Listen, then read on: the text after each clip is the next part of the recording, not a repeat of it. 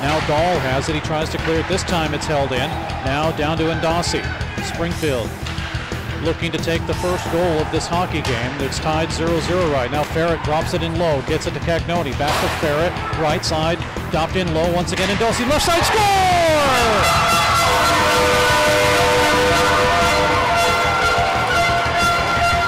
Marco Senghetti gets the goal.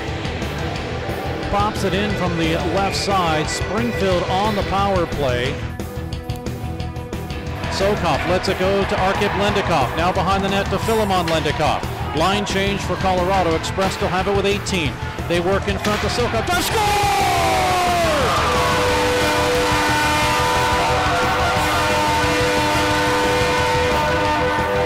Arkip Lendikov gets the goal, and it's a 6-6 hockey game. And from Mediacom Ice Park in Springfield, Missouri, it is the Springfield Express and the Oklahoma City Blazers. Hello, everybody. Steve Casson along with John Cook tonight as the Springfield Express, who are 11-3 after the showcase, have won 2 in a row against Oklahoma City. This is game number 6. 4-1 yesterday and a 4-3 shootout win on Super Bowl Sunday. This is a series that has stretched over 3 weeks between these two hockey clubs. Oklahoma City has lost 3 in a row. Actually, I take that back. They've lost 2 in a row. But for Springfield, who had lost 3 in a row to Oklahoma City, 7-0, 6-1, and 7-6 prior, the Express look like a completely different hockey club right now. They are 3rd in the Midwest Division with 50 points, 16 behind Oklahoma City. 254 goals they've scored, allowed 168, and their home record starting to improve. They are 8-9-4 at home this season. The Express are 6th on the power play, 54 for 207 for 26.1%. They've scored 7, or they've allowed, that is, 7 shorthanded goals against. On the penalty kill, the Express are 7th. 30 for 171, an 82.5% clip, and they've scored 15 shorthanded goals. The Oklahoma City Blazers, they come in at 32-6-2. They've lost 2 in a row, as I mentioned, 4-1 and 6-3. Their prior loss was to El Paso back on January 14th. That was a 3-1 defeat. They are 10 points behind El Paso. 2nd in the Midwest with 66 points, 18 points ahead of Springfield. 285 goals they've scored. They've allowed 82, and their away record not too bad at 12-5-0-1. They're even better at home, 21-0-1. They remain 2nd on the power play, 48 for 158, 30.4%. El Paso 1st at 30.7%. And they have 5 shorthanded goals against.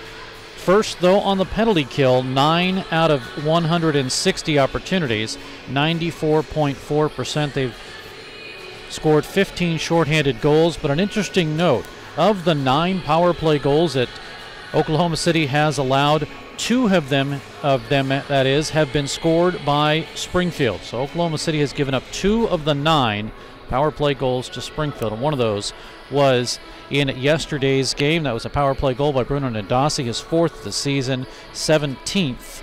And at that point, that gave the Springfield Express a big lead. It was 3-1 at that point on Ndasi's goal, and it was just a nice one.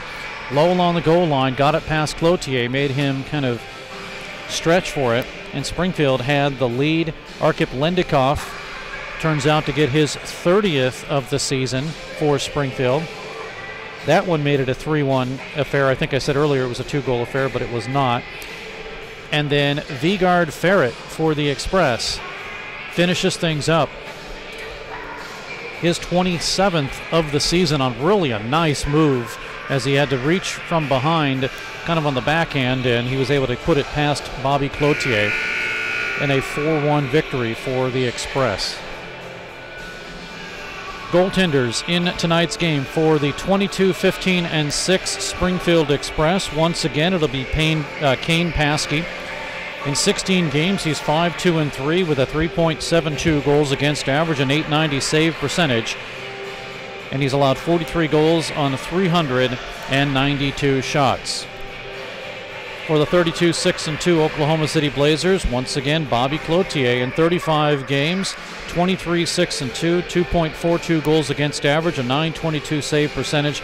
He's allowed 69 goals on 889 shots, and these two have kind of been the standout and the go for these two coaches. Of course, John Ambrief of Springfield and Gary Gill of Oklahoma City.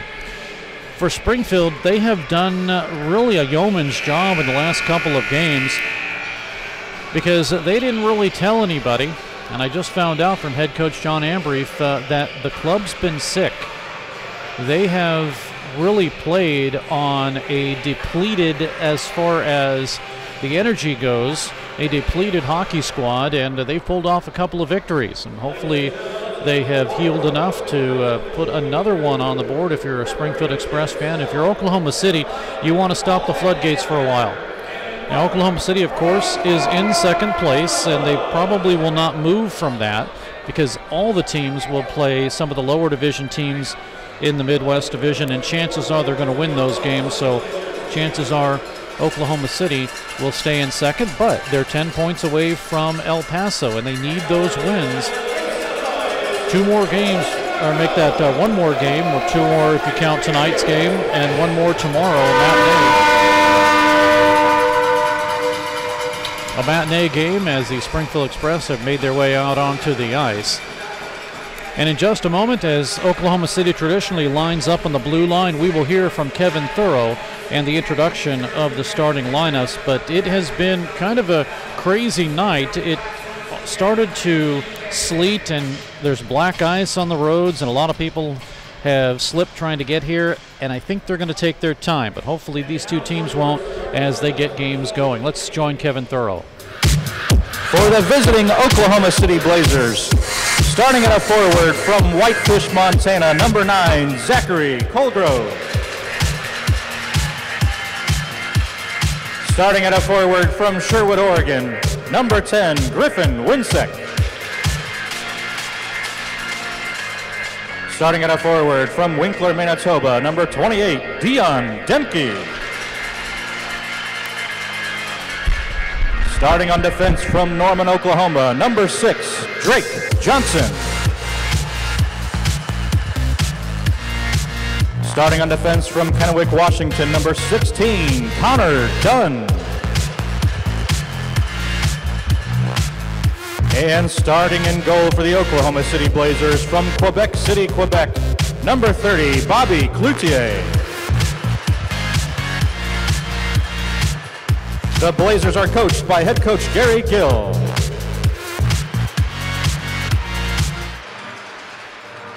And now, ladies and gentlemen, please help me in welcoming tonight's youth player of the game.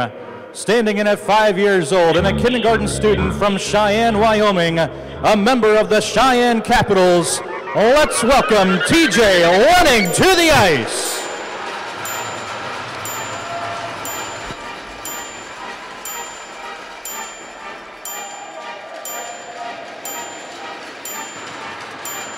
And now, ladies and gentlemen, get on your feet and make some noise. Let's welcome the starters for your Springfield Express. Starting at a forward from Stavanger, Norway, number 27, Vigard Forant.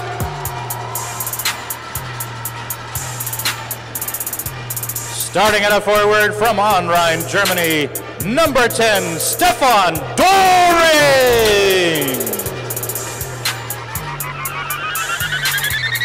Starting at a forward from Hungary, number 15, Akos Szigeti. Starting on defense from the Czech Republic, number 11, Dominik Sedlacek.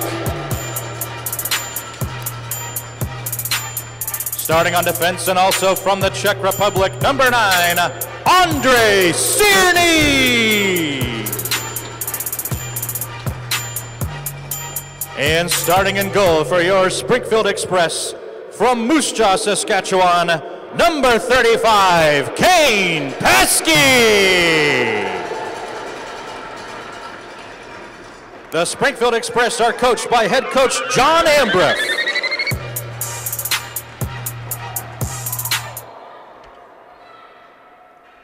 And now, ladies and gentlemen, please remain standing. And gentlemen, please remove your caps for this evening's presentation of the National Anthem.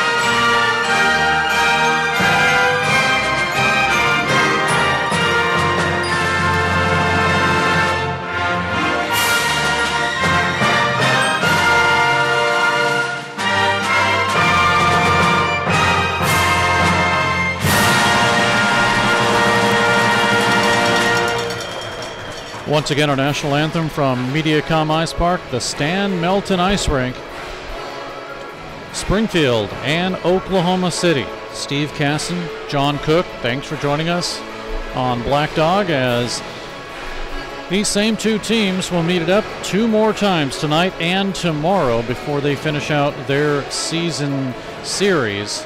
7 straight it's been here at Mediacom Ice Park again. It's stretched over 3 weeks between these two clubs.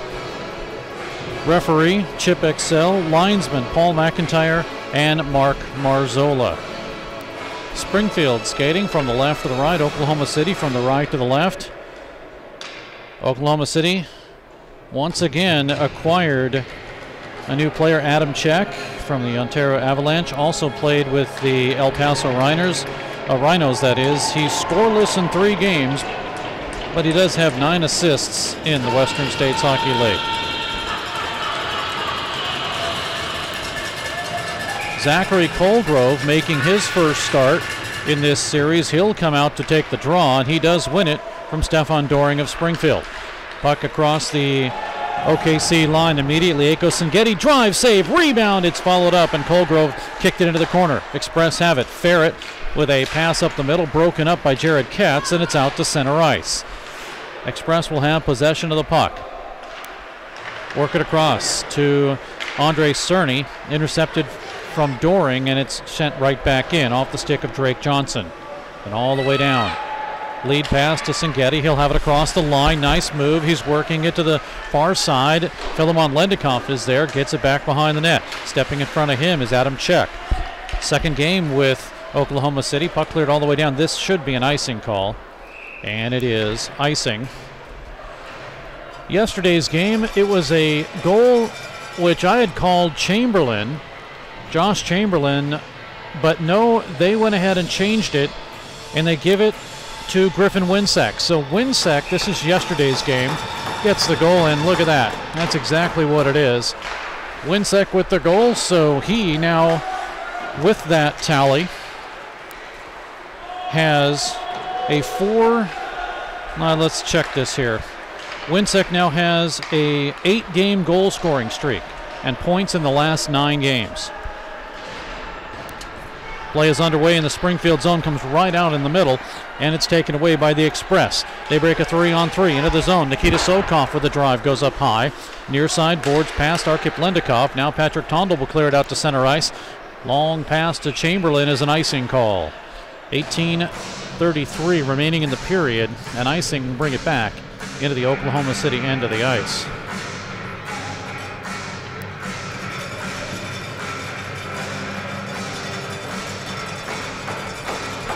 Well, Springfield did something that they've only done twice in this series, give up the first goal and end up winning the game. Oscar Anderson for Springfield gets kicked out. Gustav Ekstrand will come in. He along with Patrick Tondel. And off the draw, the Express do not win it. Taken away by Oklahoma City. Chamberlain to the far side. Transferred back to the Express and taken away by Ekstrand. He'll rush up the right side. Ekstrand had it chipped off of his stick, picked up by Bondarenko. Cleared out to center ice. Ivan Bondarenko, as the puck is blockered away and up into the netting.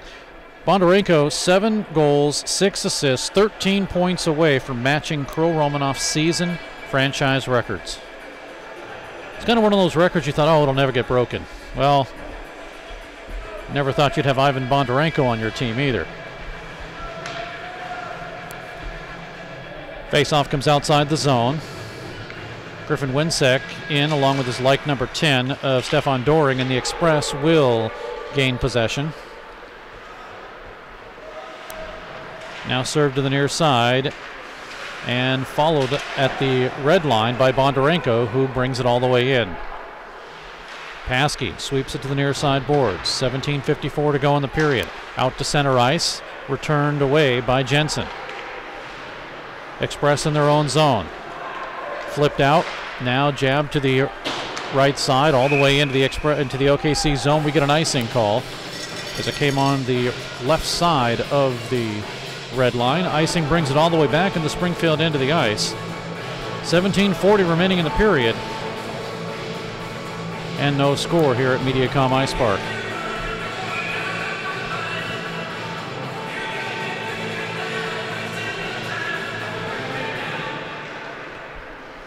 .38 to go as play is underway in the first period. Puck is cleared to the corner and out to center ice, taken away by Dion Demke and shoved right back in. Demke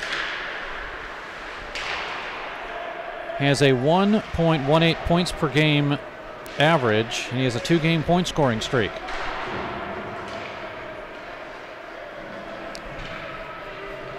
Puck battled for behind the Express net, moved into the near side boards and finally out to center ice. Dunn will regroup the puck and sends it over to Johnson, who will swing it all the way in. Line change for Oklahoma City. Puck cleared out to center ice. Back in the Springfield end of the Oklahoma City end of the ice. Puck flipped up and sent in to the Springfield side, and that line change continues for Oklahoma City.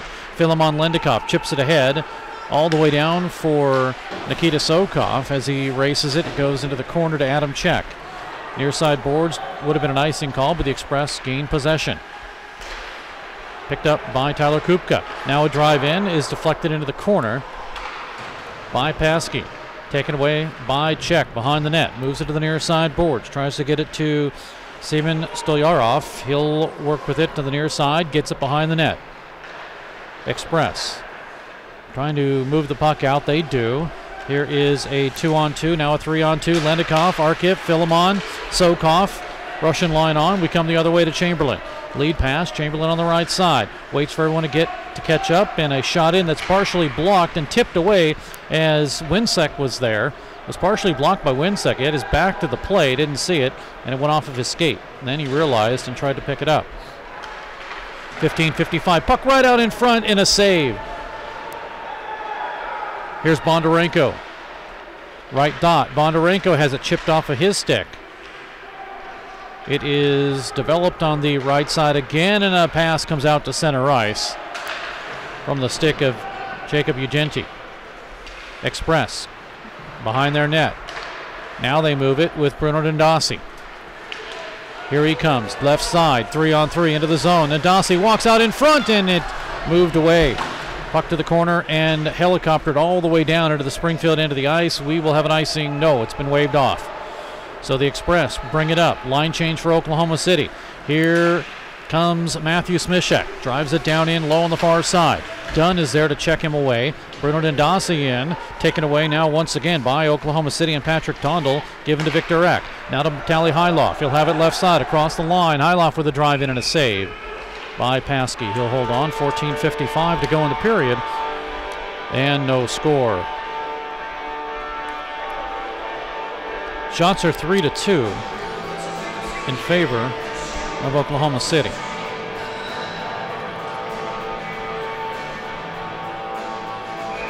(22-15-6) are the Springfield Express. 32-6-2 for Oklahoma City. And off the draw puck to the corner. And you know, if Springfield had those six are games that were lost in either overtime or a shootout. If Springfield had those games back, this might be a battle for second place. Puck across the line. Here come the Express. Ferret has some room. He shoots, and he just missed wide. Wide to the right side as he went behind him. Ferret steals the puck on an errant pass. It is out to center ice, though. And Senghetti lost it. Here comes Victor Eck, right side. He's going to try to do the same thing. Eck behind the net, looking for some help. Carries it all the way around. Now he reveals it to the line, and it's out to center ice. Express with Ferret. Leads it now, as coming is Philemon Lendikoff. Blocker saved by Cloutier. Philemon again to Arkip. He shoots, and he just missed wide. Trailing shot missed wide again. Sokov gets pushed from behind. Play continues. Colgrove has it. He's going to skate out. Right side. Line change for Oklahoma City. One-handed by Colgrove. He puts an elbow and no penalty. Play continues. Colgrove shoots and a glove save as he put an elbow on Braden Barone and nothing was called. Right in front of the official. Nothing called on that. And Barone is asking, why not?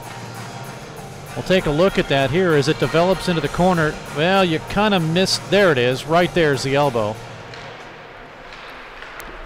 Nothing called. Play continues.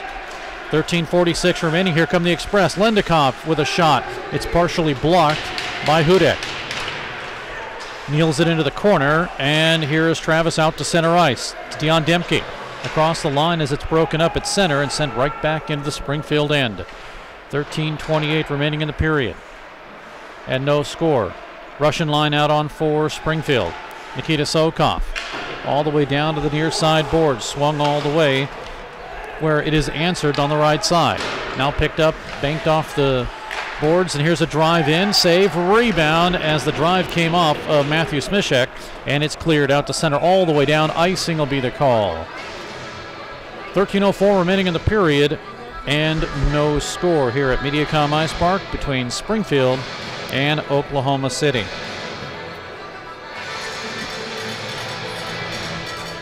Shots are 4 apiece between these two teams.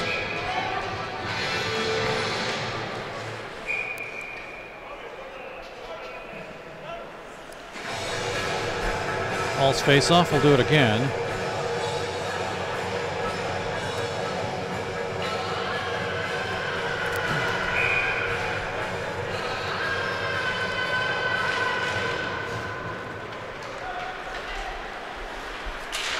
Puck to the line. Spun around by Polito and sent all the way down. Jensen is there. Near side boards. Cleared out to center. Here's Bondarenko with it. He leads a 2-on-3. Bondarenko over, and a shot that just missed wide by Josh Chamberlain. Bondarenko again in front. Winsek scores! Visiting team takes the lead once again. 7:25 the time of the goal here in the first period. And Winsek, just like he did yesterday, after finally getting credit for the goal, scores, and Springfield is down 1-0. Bondarenko will get an assist.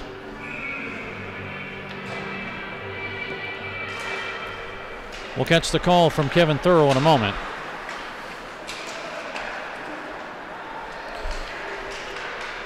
But for Griffin Winsek, that is goal number 28.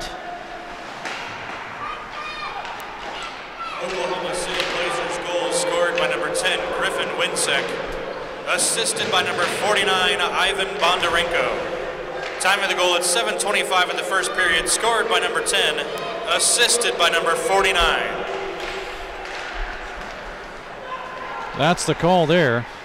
And as I mentioned, Winsek, because of that goal, he now has a 9-game goal-scoring streak and points in the last 10 games. 11:50 remaining in the period. Puck is cleared out and sent all the way down to the Oklahoma City end. And let's see if sickness has anything to do with anything here for Springfield. Sokoff, right side. He shoots, saved by Cloutier. Goes into the corner. Express, if they answer back here, this will be a big positive for this hockey club. As running into the boards is Arkip Lendikov. He misstepped and ran into the boards. He was near Drake Johnson, but Johnson really didn't do anything. Puck to the near side.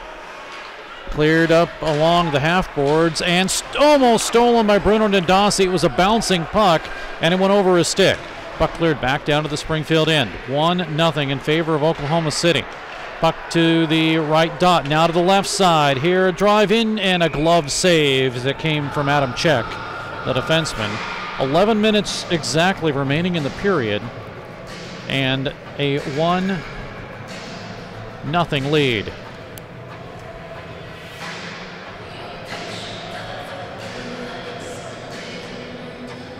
That's for Oklahoma City.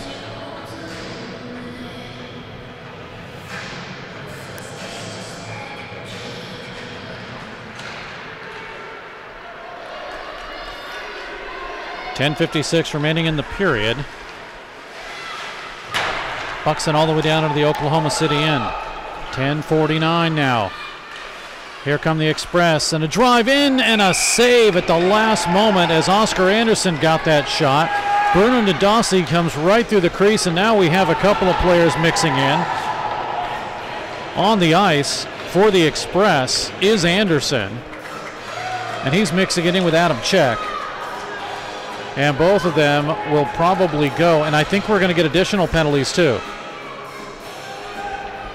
We know Czech and Anderson are going to go.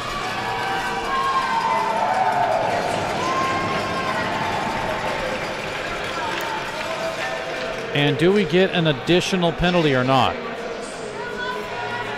Maybe it's just both of them for a 4-on-4.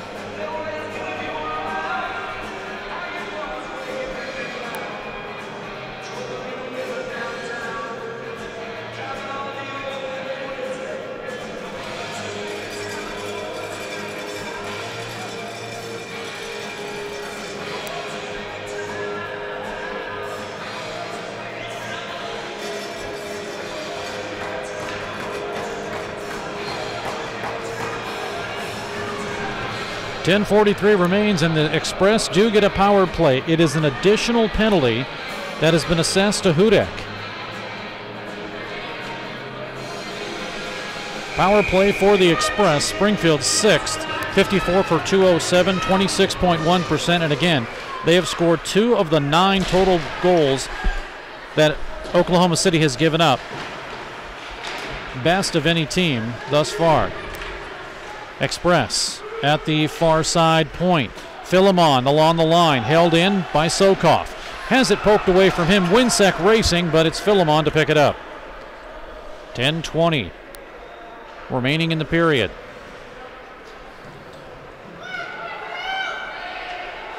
Express almost forgot the puck, but here's Doring with it. Across the line, power play has 126. Shoot it behind the net. Now it's Sokoff. Stepping in front of him is Dunn. Now corralled behind the net and cleared, but a good play by Philemon Lendikov to keep it within reach in the neutral zone. Sokoff doesn't clear the zone, and it's an offside. Now you can argue that's a little bit of laziness there, because you have a power play and you have a great opportunity, and he doesn't clear the zone. 1:09 remaining in the power play. Face-off comes down to the closest face-off dot just outside of the Springfield zone. Express do gain possession, but they've lost valuable seconds now and valuable position on this power play. 1-0 Oklahoma City. Winsek's 28th at 7:25. Across the line, Bruno Nadasi. He'll chase it down in low. Gets a check up high from Wardner. Goes to the right, left side, that is. Sent down in low once again to Gustav Ekstrand. Power play has 41 seconds. Ekstrand, left face-off dot. Gives it to Singeti. Now cross ice to Sedlacek. He is checked by Skro. Jordan Skro. Jordan still there. Puts a check on Ekstrand with his stick. Now the Express have 24 seconds to go on the power play. They trail 1-0. Sedlacek score!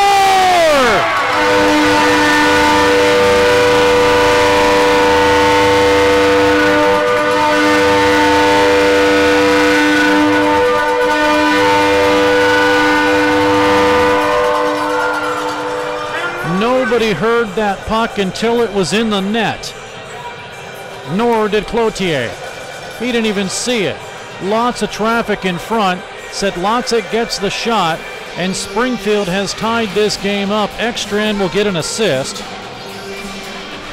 And Springfield, as you can see the shot, can't see the shooter there, but Springfield has tied it up. It's 1-1.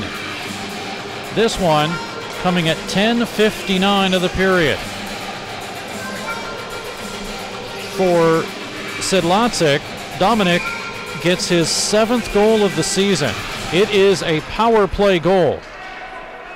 And Springfield has now scored 3 of the 10 power play goals Oklahoma City has given up this season. Puck was played with a high stick as it came into the zone. Shots are 9-6 in favor of the Express. And it's a 1-1 game.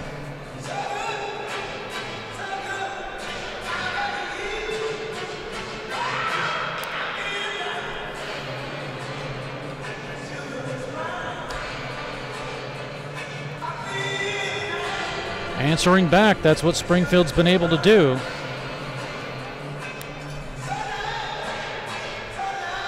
Far cry from just a few weeks ago when that did not happen for the Express.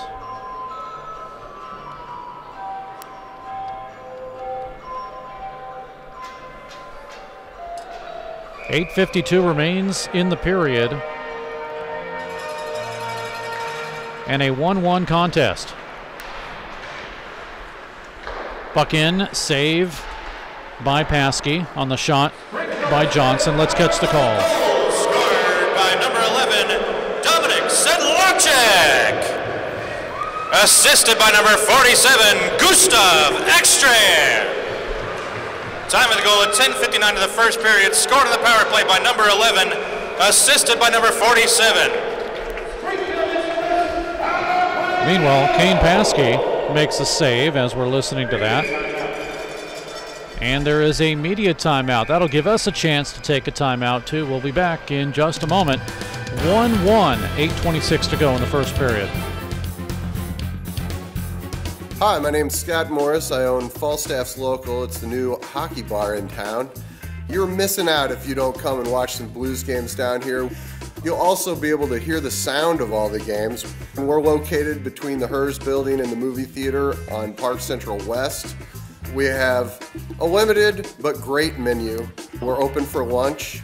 We are the hockey bar, so come and watch all the hockey games. We're gonna cover MSU Ice Bears, the Springfield Express, and we may have some big-time NHL players show up. We are installing a train whistle down here. I think we're the only ones in town that are daring to do that. Please come and see us at Falstaff's The Hockey Bar. Thanks a lot. I will see you soon. Back at Mediacom Ice Park, Steve Casson, John Cook. 1-1 game.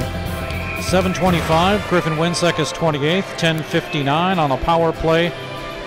And Dominic Sedlacek for the Springfield Express. That's where we stand in a 1-1 game. Off the draw in the Springfield zone. Taken away by the Express. They cleared it to the line and carried in by Sokoff, but poked away and right back to the Springfield end. Tyler Kupka in his own zone for Springfield. Behind the net, Cat steals it, but taken away by the Express, and they return it out to center ice. Now shoved to the near side. Drop back, Sokoff with a drive. It's blocked. Katz will let it go. Here comes Adam Czech, left side. He shoots. Back behind the net, off the side of the net, wrap around in front, but the Express catch up with the man, Dion Demke, who tried to get the shot off. Now it's blocked in front. Demke's there again, getting held his stick, and play continues. No call there. 7:35 to go in the period. One line change, one man that isn't a line change for Oklahoma City. Here we come with the Express. They change on the backside. Now here is Philemon Lendikoff. Reverses it back to Sokov. Works now on a cross-ice pass in front drive and a save by Cloutier. As leaning back behind was Philemon Lendikoff. Got the shot off, but saved by Cloutier. 1-1 with 7:18 to go in the period. And Springfield has battled back once again from a 1-0 deficit. They had to do it yesterday. But yesterday was 1 goal in the first for Oklahoma City, 4 in the second for Springfield, and nobody scored in the third. Bad bounce behind the back of the net in OKC territory. Express have it. Picked up by Chamberlain, though, and it's cleared out to Bondarenko. Across the line, cross-ice pass to Winsek. Intercepted by the Express, taken away by Smishek. Now here comes Gustav Ekstrand across the line, protects the puck. Lost it, though, as he came right through a trio of Blazers. Ekstrand with it. Spins around, will send it into the zone. Gustav Ekstrand, 1.08 points per game. He had a goal on Friday, which gives him points in 11 of 14 games. 11 goals and 12 assists. Now Bruno Ndasi. Got the shootout winner on last Sunday, Super Bowl Sunday. Puck to the far side. Anderson ducks around a check. It comes up the middle, chopped away by Cerny, and Bondarenko is able to get it out to center. Express with Ndasi. Line change for Springfield. Ndasi looking for Anderson. Stops up there. Nobody able to help him, so he gives it to Anderson. Back to Ndasi. He's going to work around, spinning to the right face-off dot. Breaks free, left side. He tried to get it a Doring underneath his stick. Good check there by Ugenti to break it up. Express work the play again. Here's it up the middle. Ugenti with a skate save, and it's cleared out to center ice. Braden Barone. His weak pass, though, is taken away by the Blazers, and a blocker save after a shot that came in from Bondarenko. Line change for both teams. 5:36 to go in the period. Puck cleared out to center. Express have it. Ferret on the line as he tried to pass up to Doring. It's off his stick, and then as Sangetti sent it in, he had it broken up. Johnson's there. Bad pass. Here he comes to Sangetti. Tipped it up over the net as Ferret was there to get the pass from Dunn, but the Express tipped it over the net. Now Springfield with it again. They drop it down in low to Johnson, who intercepts. Taken away. And now by Seaman Stoyarov. He'll have it on the right side. Looks down in low. Tries to carry around Philemon Lendikoff. 5:03 to go in the period. 1-1 hockey game. Short line change for Oklahoma City. Express still in their zone. And they finally are able to pull the puck away and slowly but surely get it at least to the line and then move it up and all the way down. Line change for the Express. Colgrove gives it over to Demke, and then it's sent all the way down into the OKC zone. Icing will be the call. 4:36 to go. Icing brings it back into the Springfield end of the ice.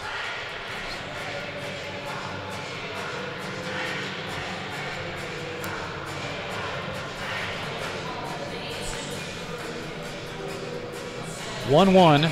4:36 to go in the first period. Got to hand it to the fans that have braved the weather. It is slippery out. Tried to make it to the ice rink. Slipped 4 times on the same road. Absolutely crazy. But we're all here. We're going to do it again. Shot off the side of the net. Comes right out in front. Just missed wide as Colgrove had a great opportunity. Zach Colgrove with 12 goals and 14 assists this season. His last goal December 3rd versus Springfield, and wouldn't he have liked to have another one? 4:06 to go in the period. Katz out to Demke. Chipped down and all the way in, and a slow roller, no icing.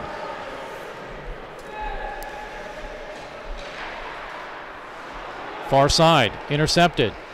Eck there, looking for some help. Now a shot by Mihailov is saved by Paskey. Express, just enough to get it out of the zone, but it'll be Ndasi. Springfield dangerously in their own zone with 3:26 to go in the period.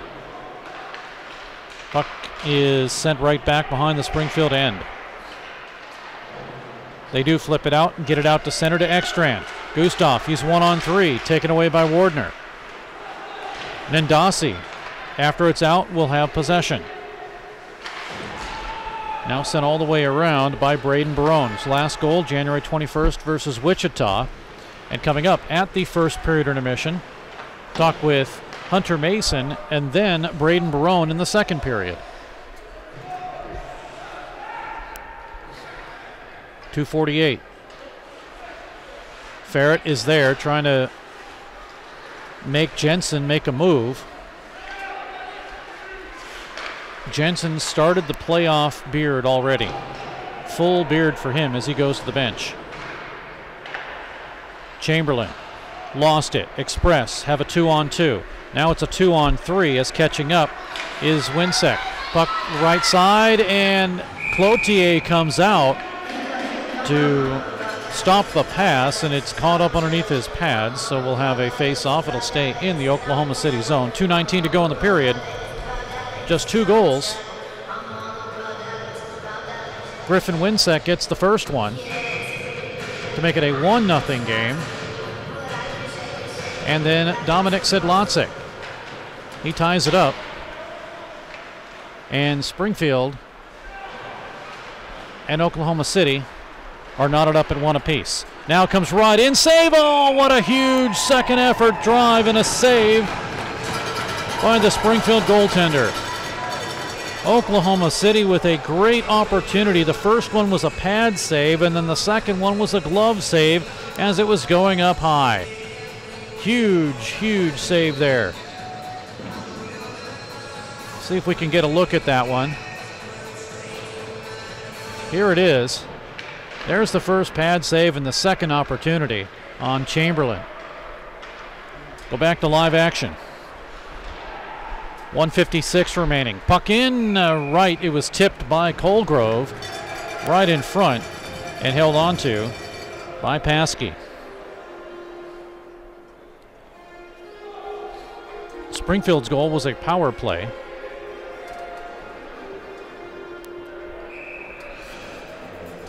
They have scored 2 power play goals in 2 straight games against Oklahoma City. Shot in, save Paskey as it came once again from the point. This time it was from Johnson. Express out to center. Here's breaking free all alone. Philemon Lendikoff left side save. Rebound picked up by Springfield. Sokoff with it.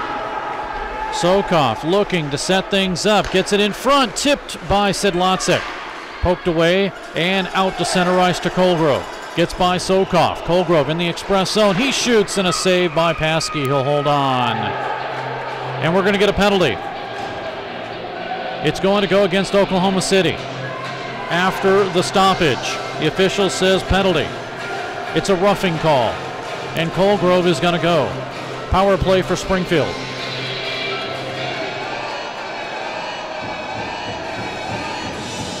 Power play number 2 for the Express.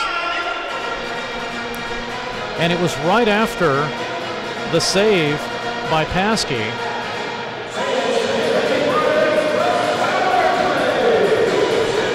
And the official calls it. It's right there in Colgrove with the arm. Fresh 2 minutes on the clock. Power play for Springfield. Anderson in for the draw. He wins it for the Express. Won it from Winsek. Now Ekstrand will work it.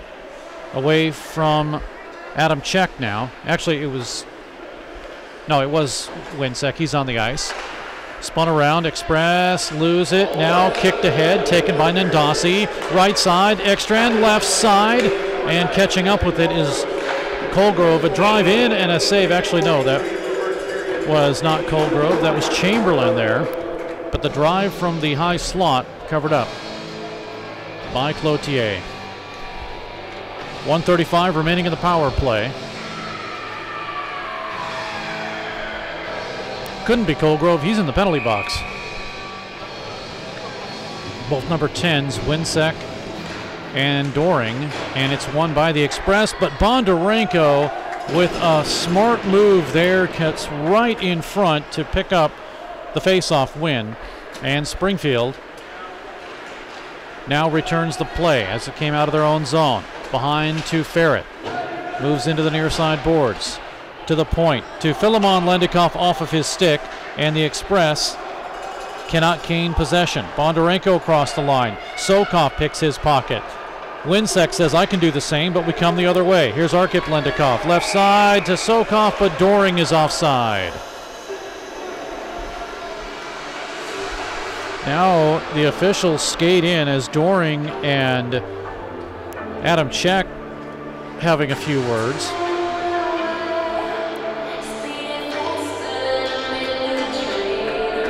"17 seconds remaining in the period. 59 seconds remaining in the power play.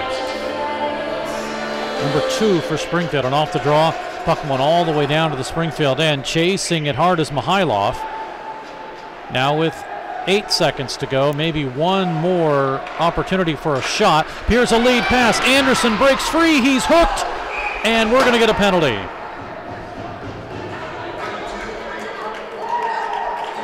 Trip will be the official call. Dunn's going to go with 0.5 seconds officially on the clock.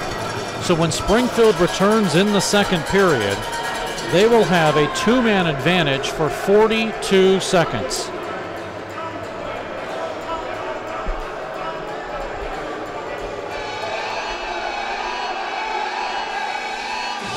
Now the Express are acting like they could possibly get a shot off, but generally it's not going to happen. Off the draw, that'll do it for the period. Shots on goal in the period. Kane Paskey faces 16 shots from Oklahoma City. Bobby Cloutier faces 13 shots from Springfield. Power plays, the Express 1 for 1. They're working on their second. Actually, they will have a third because it's a two-man advantage. And for the Blazers, they have yet to be on the power play. They have 4 straight penalties. One was a coincidental. But goals in the period. Griffin Winsek starts it out with his 28th at 7:25 of the period. Bondarenko with the assist, and it's a 1-0 lead for Oklahoma City. Then Dominik Sedlacek, his 7th of the season on the power play, 10:59. You can't see the shot here, but you can definitely see the goal going through. And it is, at this point, a 1-1 game here at Mediacom Ice Park for Dominik Sedlacek. That is his 3rd power play goal of the season. Ekstrand gets the assist, and that's where we stand right now with a 1-1 contest after 20 minutes of play. We will take a break, and when we come back, talk to Hunter Mason of the Springfield Express, and we will do that in just a moment. Here from Mediacom Ice Park and the Stan Melton Ice Arena. 1-1. We all love the fajitas.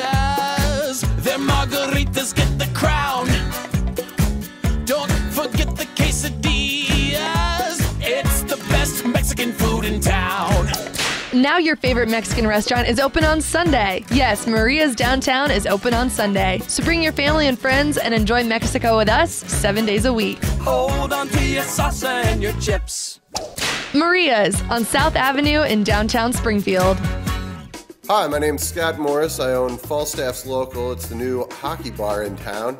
You're missing out if you don't come and watch some Blues games down here. You'll also be able to hear the sound of all the games. We're located between the Hers building and the movie theater on Park Central West. We have a limited but great menu. We're open for lunch.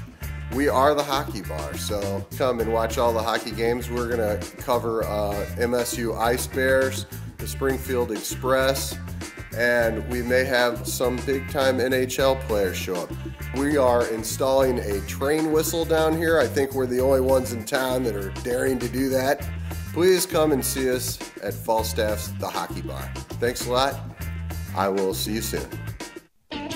Your best source for awards of any kind is always Bowles Trophy House in Springfield.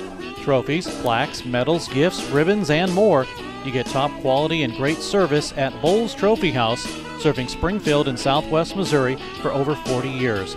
Call them at 417-869-8720. And if you need embroidery work done, logos, digitizing, and more, come to Banners and Brainstorms in Bowles Trophy House at 601 South Kimbrough.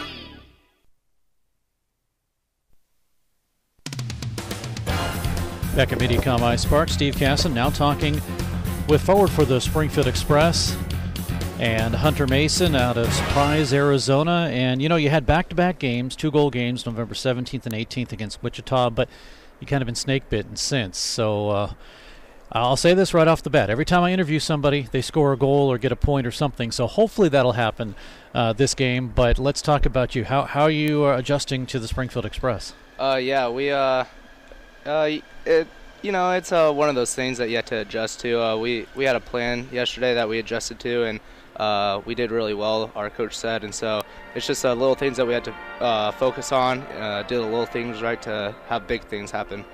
6 goals, 2 assists. I know that you're really wanting more.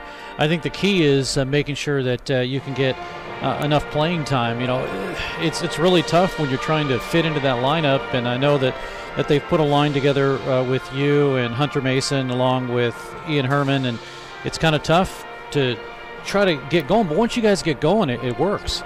Yeah, I have a lot of faith in Nick and my other center, Ian. I think that we really worked together.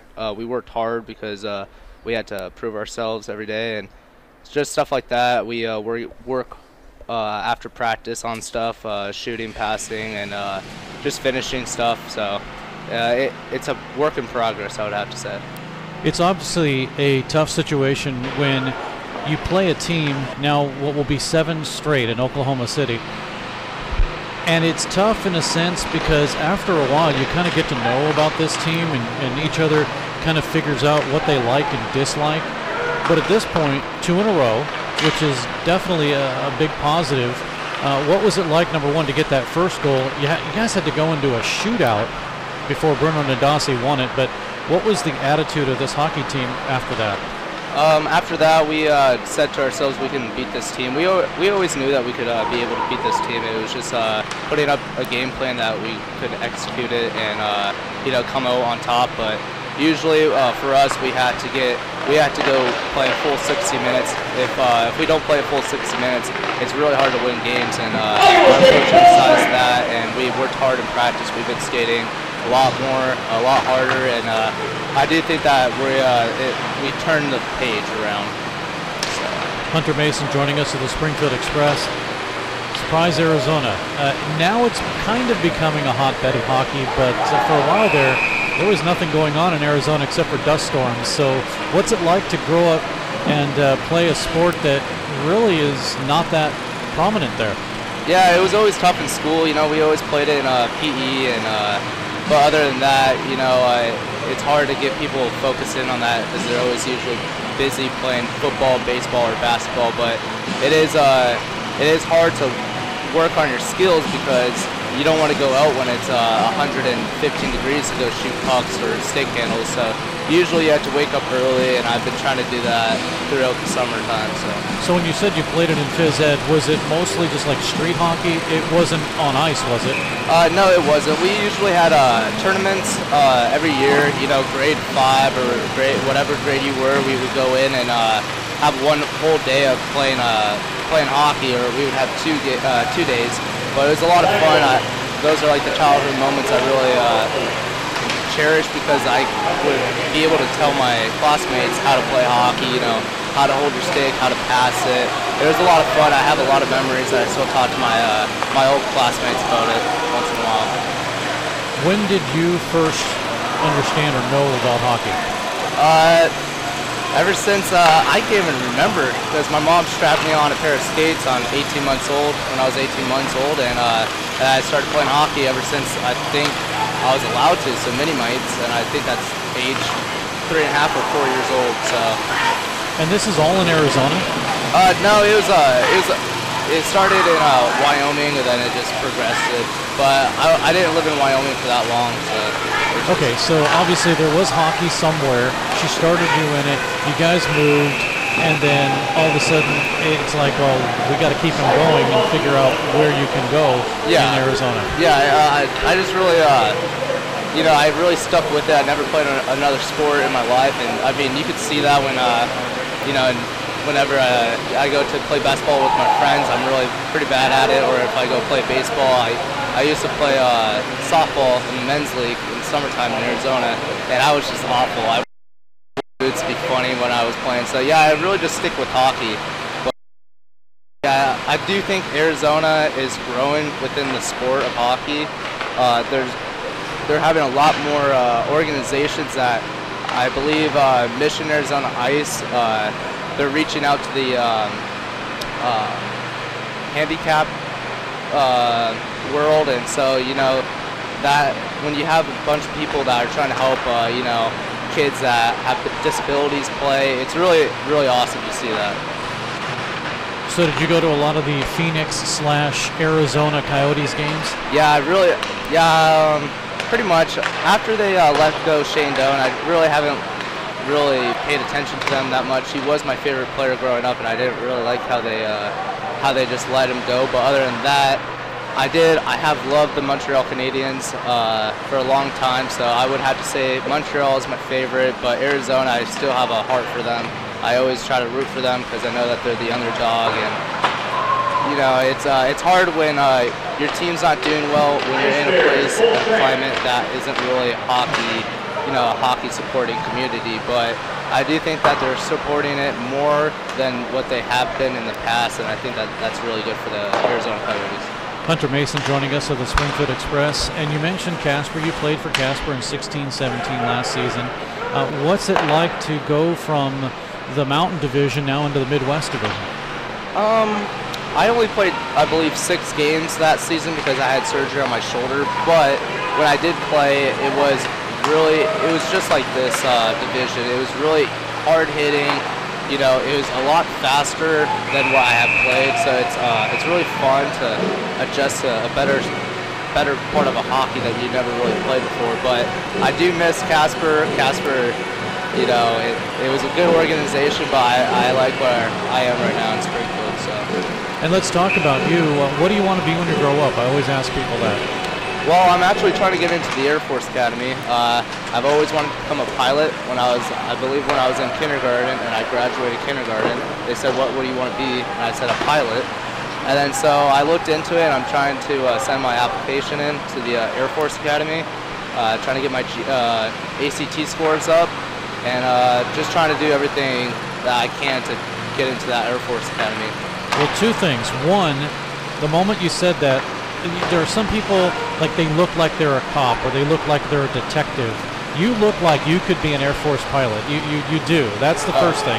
And the second thing is Air Force does have a hockey team. Yes, they do. So you can still play. Yes, and you know, I've been actually trying to better myself. I try to get into the routine of waking up at 6 o'clock in the morning, but it's been hard because it's so cold. You just want to cuddle back in bed and, you know, turn on the heat fan. But I'm definitely going to try to get into doing that. Go to the gym at 06:30 every morning, and then try to get on the bike or on the treadmill to improve my stamina. So. Hunter Mason is our guest, and the noise you hear in the background is them shaving off the corners down low on this ice surface. Speaking of corners, do you like to get into the corners at all? Yeah, I do. It's kind of scary at first, but once you get used to it and you know that you're going to get hit, it's just a physical game. You know, it's just what you had to do. I do love getting into the corners. I do love getting, you know, kind of physically hit, you know, getting a stick because it gets me going. You know, I usually want to get hit at the beginning of the game so it wakes me up and I can be able to perform. So let's go back to you a little bit since we're talking with Hunter Mason of the Springfield Express. Siblings? Yes, I have one full sister. Her name's Courtney. She lives in Arizona too. And then I have a half brother, Weston. He lives in Wyoming too. And I have a half sister, Brooke. She's a physical therapist in Wyoming. And then I have 2 step siblings. I have a step brother, Joey, and I have a stepsister, Reagan. So it's a big extended family that you have going on here. Yes, I do. Yeah. And they share, well, technically 3 places because you're out here right now. Yes. But they share Wyoming and Arizona. Yes. Which does everyone like best? I believe that we all like Wyoming a lot better, but there's a lot more to do in Arizona, but it's nice to get out of the city and spend time, we usually go up to the cabin and do stuff like that, so it's nice to be not around that a lot of like in a big city, but Wyoming is, I believe it's perfect. I really love Wyoming.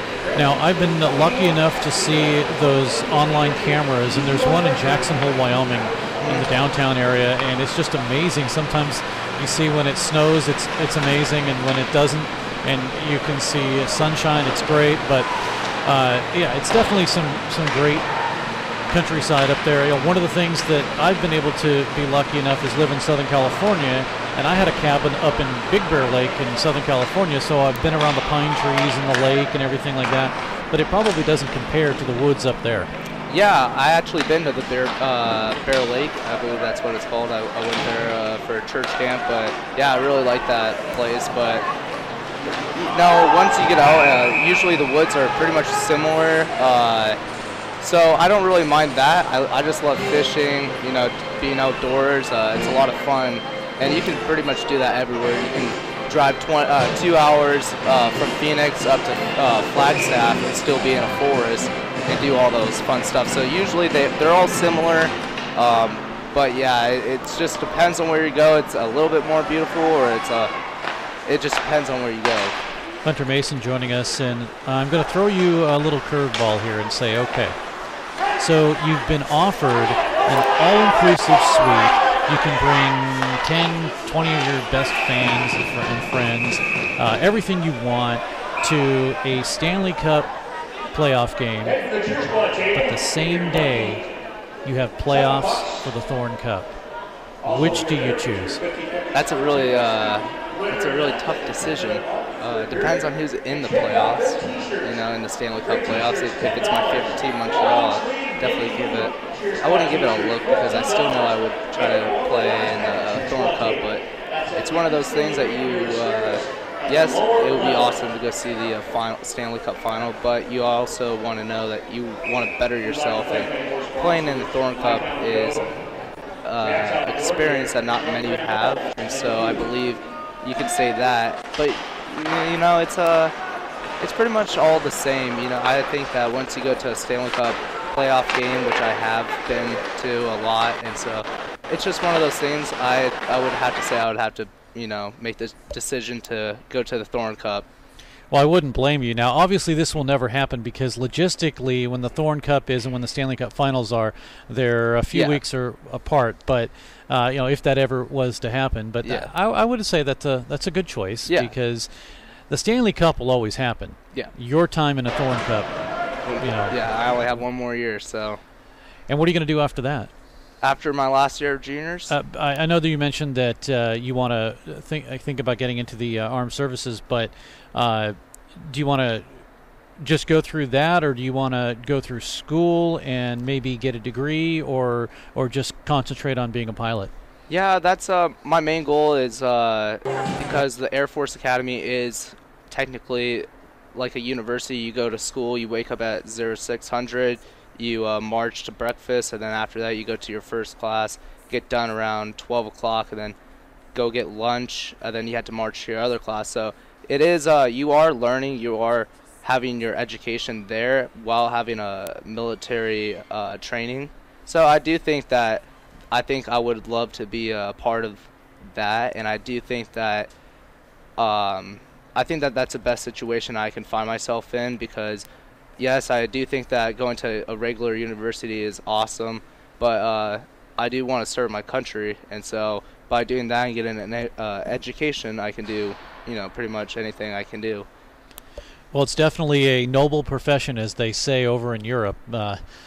they say it's a noble profession every time they like something that somebody does, so I'll just extend that on to you. The other thing I'll extend on is every time, again, I interview somebody, they score, so I wish you more goals this season. Yeah, I hope that I won't break that tradition. All right. Well, yesterday, and he did bring it up to me because interviewed Oscar Anderson, and I said, hey, the first time somebody didn't get a goal, and he says, well, I got a couple of assists. And I said, yeah, but you got a penalty too. Yeah. But okay, we'll go with it. You got a point somehow, some way. Yeah. We'll leave it at that. So, again, wish you more points and more goals this season. Okay, thank you very much. Thanks for joining us, Hunter Mason. We'll take a break. Be back. More hockey coming up in a moment.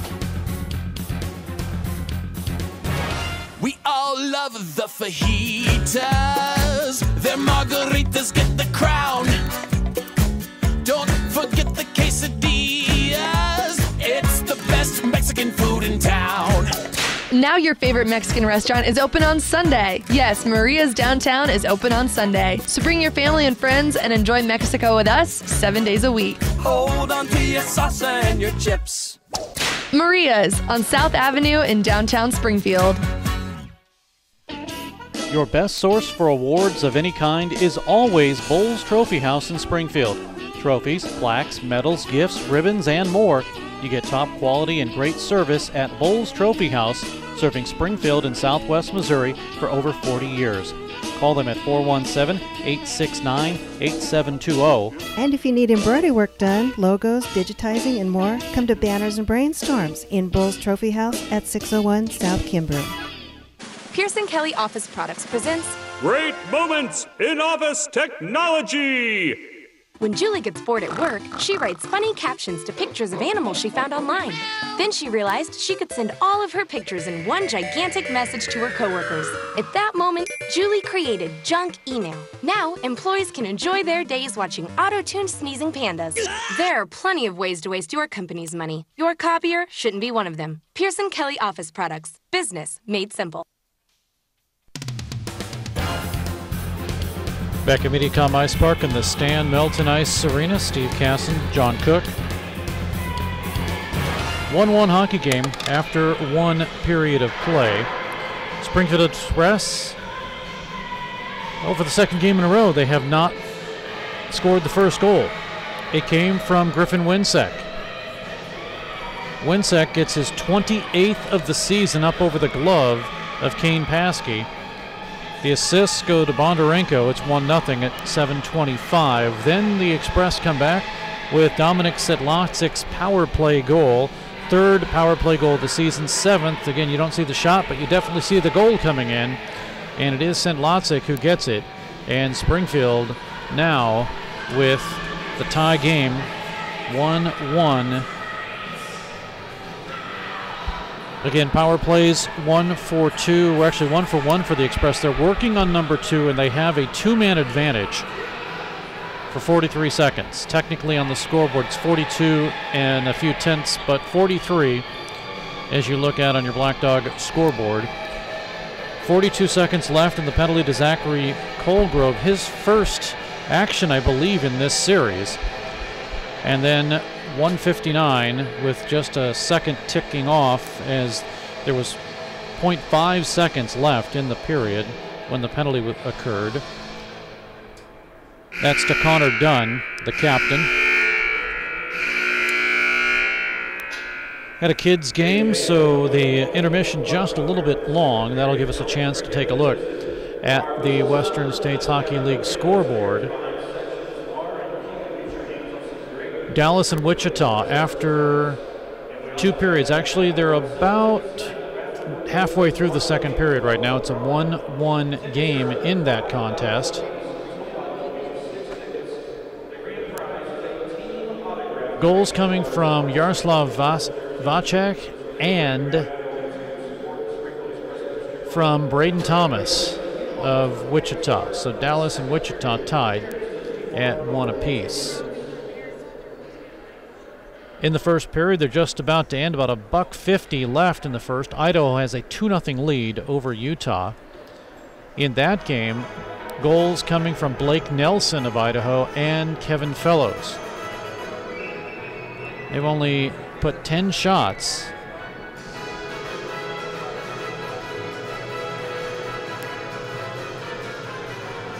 on the Utah goaltender, and they've scored 2 goals. Other games will start later on in the evening. Most of them are Mountain and Pacific time, although Casper and Cheyenne are in warm-ups right now.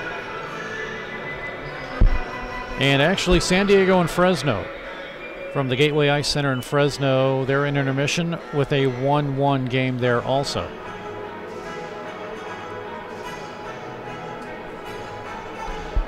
Officials have made their way onto the ice, and in moments, as the Express are ready to come out, we'll hear that horn, and that will signify Springfield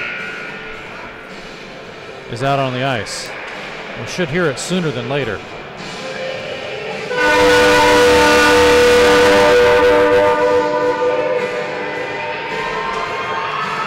There it is, the token horn signifying Springfield is on the ice.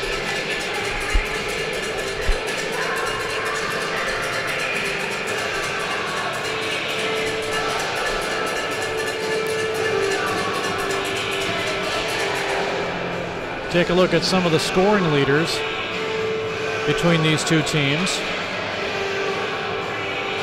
For Oklahoma City, Ivan Bondarenko, 46 and 48 for 94 points. Josh Chamberlain, 32 and 49 for 81. Griffin Winsek, 28 and 49 for 77. Of course, all that coming into today's game. For the Springfield Express, Nikita Sokov, 29 and 39, 68. Arkip Lendikov, 30 and 30 for 60. And Vigard Ferret, 27 and 32 for 59. It's time for the second period of play.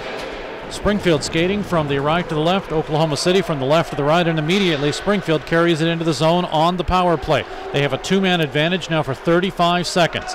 They work it to the left side. Philemon Lendikov, Vigard Ferret, back to Philemon. Philemon sends it down in low, off the back of the boards to Arkip. Swings it around to Nikita Sokov. Sokov around Winsek. Now Ferret, he shoots, and a save by Cloutier. Picked up by Springfield again. Sokov, cross ice, left side. Philemon, he drops it in low to Arkip. Back to Philemon, and it's broken up and taken away and cleared. Quickly, Ferret, line change. Winsek's off. Coming on now is Dion Demke for Oklahoma City. Express work it into the zone. Now it's a 1-man advantage. Here's a drive in, just missed wide as the Express had a great opportunity. They're working on power play number 3. They swing it around to Ferret. Now high slot to Doring. He'll let it go to Philemon Lendikov. Actually helped it over to him. Now Sokov, left side. Arkip, and a bouncing puck taken by Demke, but he can't clear it. Springfield to Arkip Lendikov. Power play for 51 seconds. Chipped at and cleared all the way down by Colgrove. And a full sail change for Oklahoma City. Paskey had a little bit of trouble on the forecheck by Demke. And the Express now with 37 seconds remaining on the last part of the 2-man advantage. It's a 1-man now. Here's Philemon Lendikov walking, and he shoots, and a save by Cloutier up high. The save was low, but Cloutier reached out, and the puck went up high. Now here's Philemon, cross-ice pass. It'll go to Sedlacek. He will swing it around. Now get it to Sokov on the ice. Power play for 14. Shot comes in. It's deflected near side boards. Bruno Nandasi with 10. Nandasi working it, looking to the left side. Goes to Sedlacek. 5 seconds. Sedlacek shoots, and it just missed the stick of Oscar Anderson. Power play is over. It's still a 1-1 game. Dunn comes out of the penalty box. Puck comes right through the crease. It's taken away and cleared out to center ice. Sedlacek, he gets control and sets things up as Oklahoma City could have had a good break there. Now Sedlacek across the red line into the zone. He falls down. Play continues. Intercepted and taken away by Oklahoma City. Bad clearing pass by Mihailov, and it's taken away by Nandasi. He returns it the other way. Nandasi behind the net. Drives to the near side. Rolls it to the back corner now as it's intercepted by Anderson. Springfield with 17:15 to go in the second period. 1-1 game. Puck up the middle. Nobody there for the Express, and it's cleared. Here's a break. Leading it is Bondarenko. Express catch up with him. Bondarenko kicks it ahead, and he goes around the net. Bondarenko with all sorts of power to keep it to the right point. Now Hudek drive and a save by Paskey. Near side boards, Express with it. Bad pass, but it's tipped out to center ice as Ferret turned around just at the right moment to tip it out to center. Back down to the Springfield end. Paskey to the far side to Smishek. Lets it go to Winsek, who intercepts for OKC. 16:43 in a 1-1 game. Here's Hudek again. He tries it and a save. Paskey as he was skating through the slot to keep it out of the zone. Now the Express with possession. Line change for Oklahoma City. Lead pass to Akos Sengeti's too far for him. Back down to the Springfield end. The Express want to change up. They will do that. Now Sengeti out of the zone. Akos Sengeti, 1.06 points per game average. Second hat trick he had versus Wichita on January 20th, and goals in 10 of the last 14 games. Now Kupka. Over to Eck. Eck has 5 goals and 7 assists versus Springfield this season. Here comes the Express across the line. Philemon Lendikov. Trailer is Sokov. He's broken away from the play. Now here is a drive that is tipped into the corner by Kupka, and then a follow-up is held on to. 15:51 to go in the period, and a 1-1 game here from Mediacom Ice Park.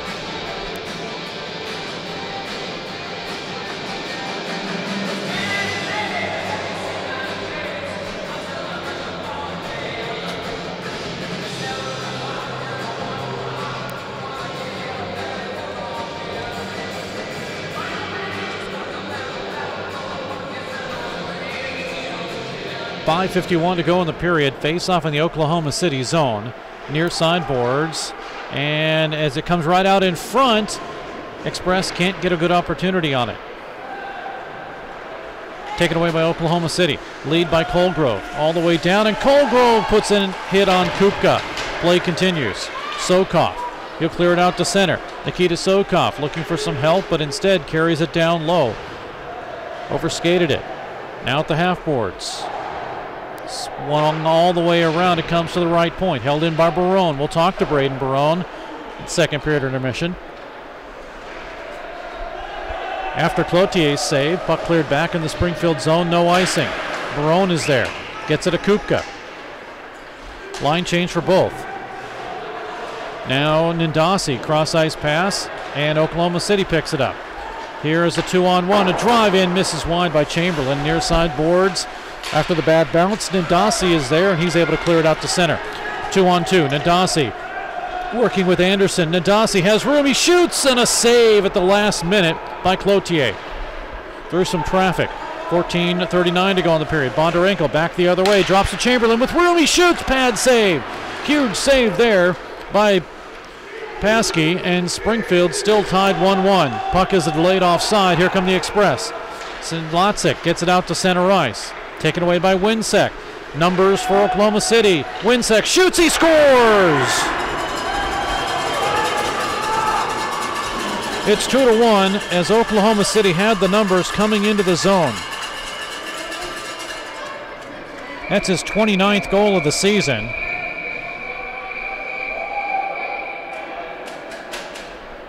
And it is a 2-1 game here in the second period.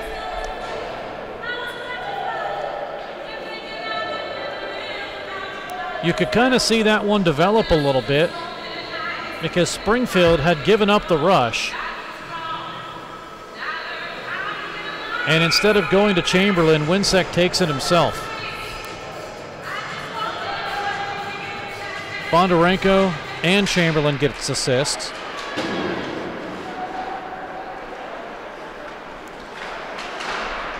And it's a 2-1 lead for Oklahoma City. This one, Oklahoma City goal scored by number 10, Griffin Winsek. Assisted by number 49, Ivan Bondarenko, and number 21, Josh Chamberlain. Time of the goal at 5:43 of the second period, scored by number 10, assisted by number 49 and number 21. As you heard from Kevin Thurrow, at 5:43, and it's a 2-1 lead for Oklahoma City.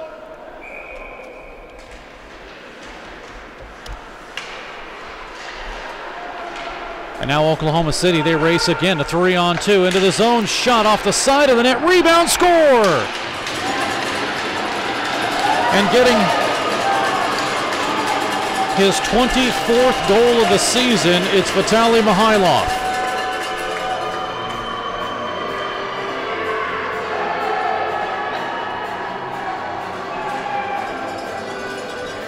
That was one that I'm sure the Express wish they had back. Oklahoma City came with authority into the zone, and they just didn't give up on this.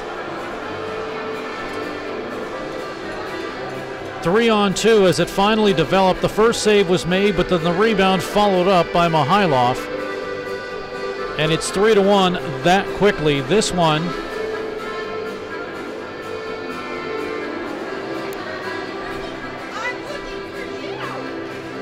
coming just 26 seconds later. We'll catch the call as Victor Eck will get an assist. And it's Oklahoma 3-1. City Blazers goals scored by number 91, Vitaly Mikhailov. Assisted by number 93, Victor Eck. Time of the goal at 6:08 of the second period. Scored by number 91, assisted by number 93.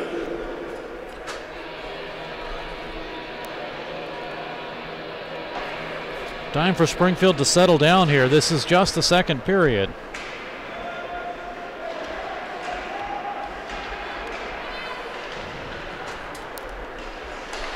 But two quick goals.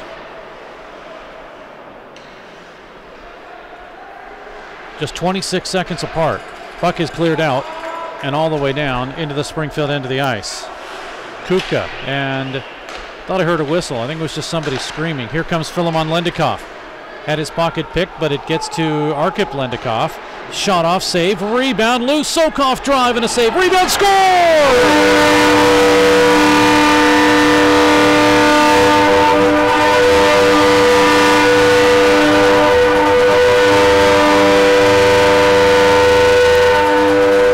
Nikita Sokov didn't give up on the play. The second effort rebound makes it a 3-2 game as Springfield has crawled within one. They're going to give it unassisted to Nikita Sokov as Sokov tipped it originally, gets the first shot, and the second rebound is in, and Springfield has come back within one even as quickly as Oklahoma City has scored their goals here in the second period. This one coming at 6:58. 3 goals in 1 minute. If I can do my math here, 1 minute and 15 seconds. Goal scored and assisted on the play by number 87, Nikita Sokov.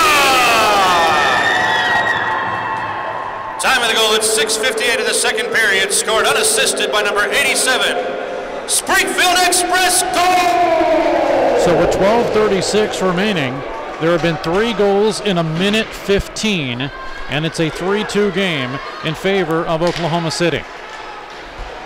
Nendasi lost it. It's Sedlacek with it. He's going to lead it up to center ice off of the stick of Gustav Ekstrand. And that kind of breaks a goal drought for Nikita Sokov. 16th in the league in scoring with 68 points. He tops the team, but it's been a while since he scored a goal. Now Nendasi across the line. Shots are 20-18 in favor of Oklahoma City. Puck is given up, and it's out to center. And trying to make a hit is Wardner on Sedlacek, and Sedlacek just stepped by him, and Wardner fell down.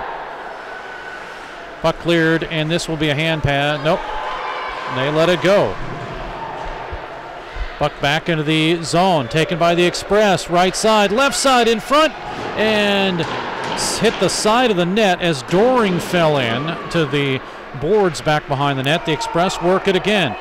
Pushing and shoving in front. Drive in and a save by Cloutier as it came off of the stick of Mike Polito, captain of the Springfield Express. And with 11:17 to go in the period, face off to the right of Cloutier. quick goals in this period. Sedlacek on a power play. Then it's Winsek on a 2-on-1. Then it's Mihailov.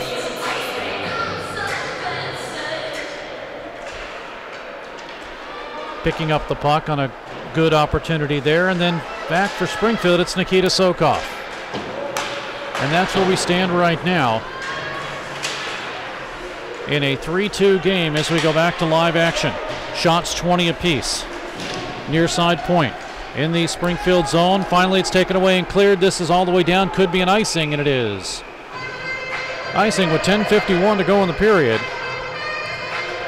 Sokov's 30th. Mihailov for OKC's 24th. Winsek's 29th. Sedlacek for Springfield, his 7th. And Winsek his 28th. That was the first goal in the first period for him.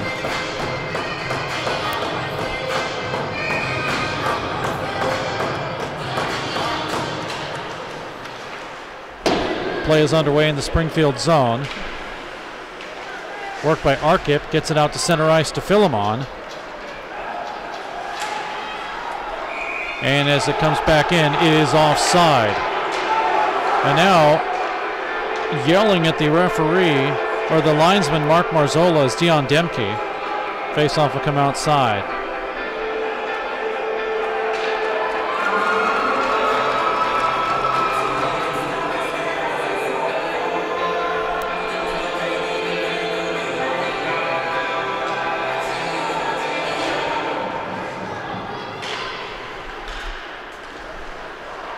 Play underway in the Express, steal the puck. Here comes Sokov again. Sokov, left side drive, and it's saved by Cloutier.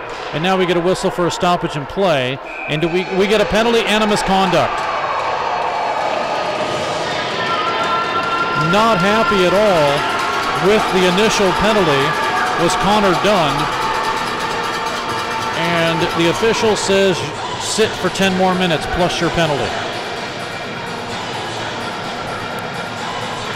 This is the third consecutive penalty that will be assessed to Dunn. Remember, he was called with 0.5 seconds left in the first period.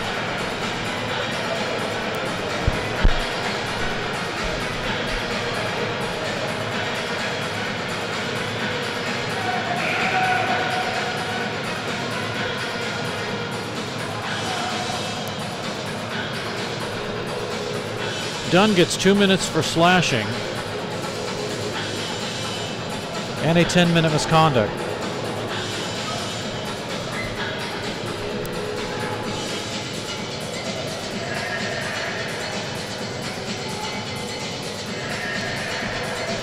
Springfield back on the power play and a golden opportunity here to tie this hockey game up.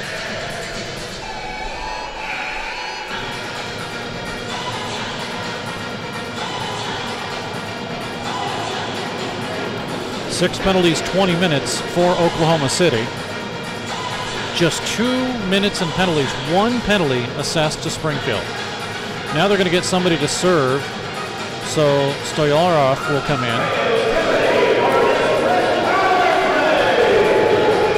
Power play number 4 for Springfield.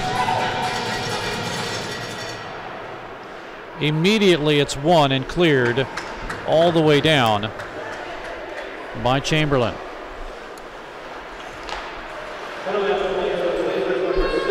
Express with a great opportunity to tie this hockey game. Philemon Lendikov. His pass is intercepted and cleared down once again. Vigard Ferret will start the play after a quick pass, but it's taken away, cleared again, and right there was Bondarenko, but Ferret got back to break up the play. Bondarenko, who's been relatively quiet in this series, sent all the way down. He was the one that had a great shootout goal last weekend. Just NHL highlight type goal, dragging the goalie to the left and tucking it back into the right. Now 1 minute remaining in the power play. Express working at the half boards. Anderson. He is hounded there by Tondel. Anderson digs it out, drops it to Nandasi. Anderson looking for it, Nandasi keeps it. Now breaking is Nandasi, left side, here is Ekstrand, score!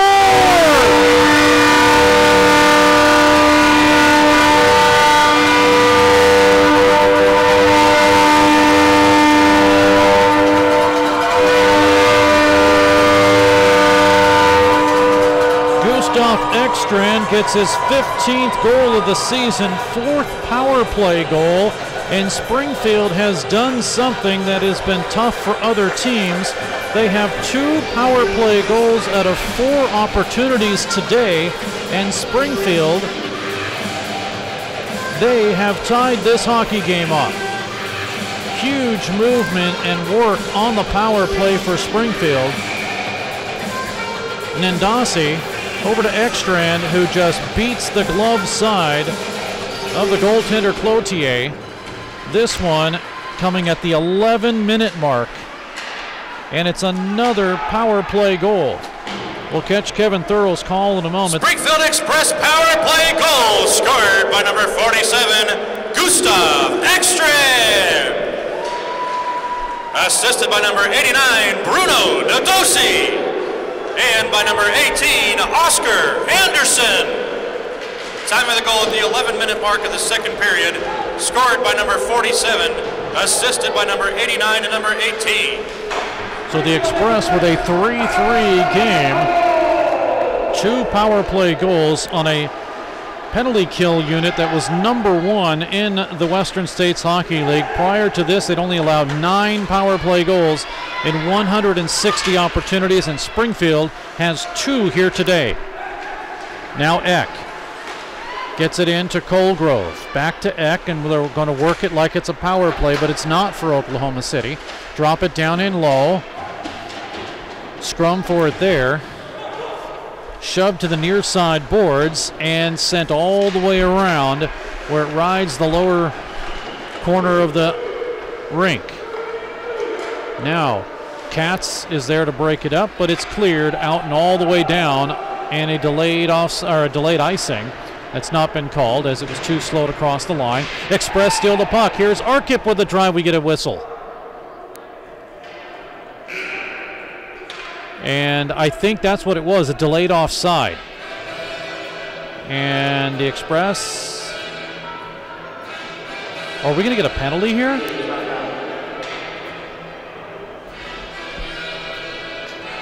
No, it looks like we're just going to get immediate timeout. We'll take a quick timeout too. 3-3, 7:28 to go in period number 2. Hi, my name's Scott Morris. I own Falstaff's Local. It's the new hockey bar in town.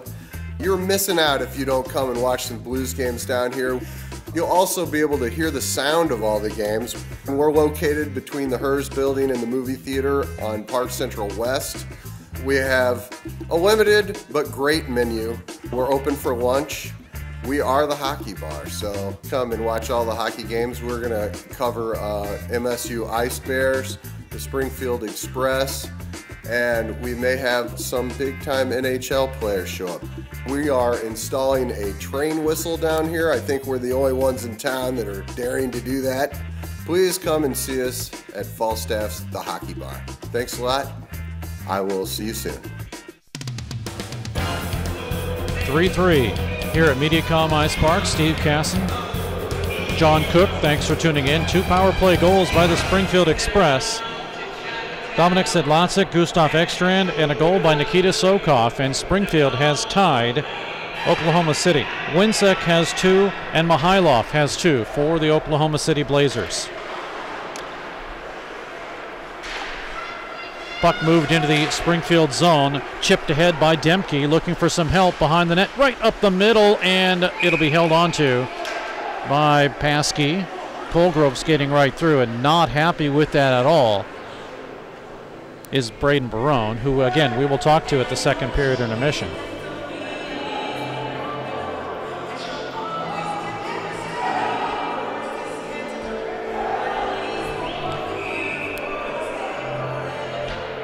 Line change for both teams, and I think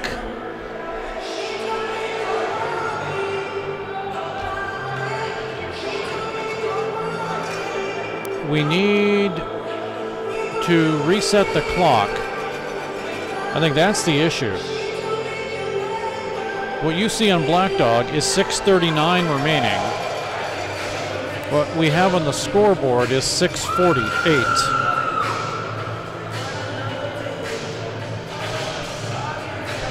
And I'm not sure what is the correct time.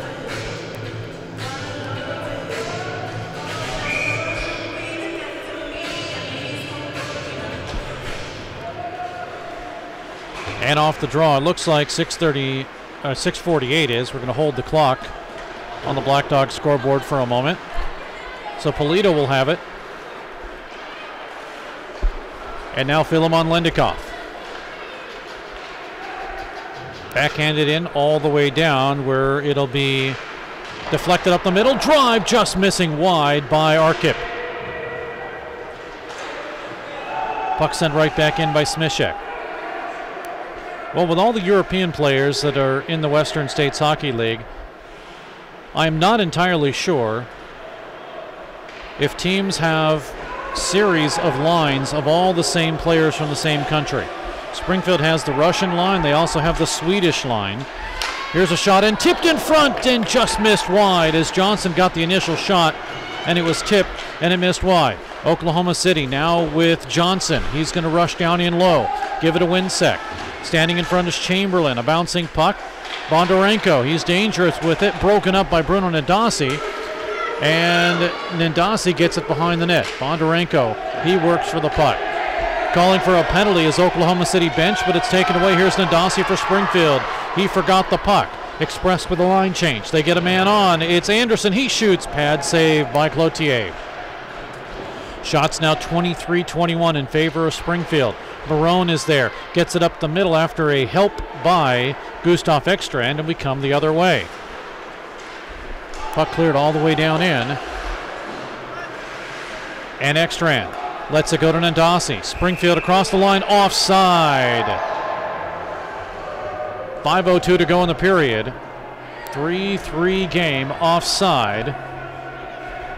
Now we have some conversations here.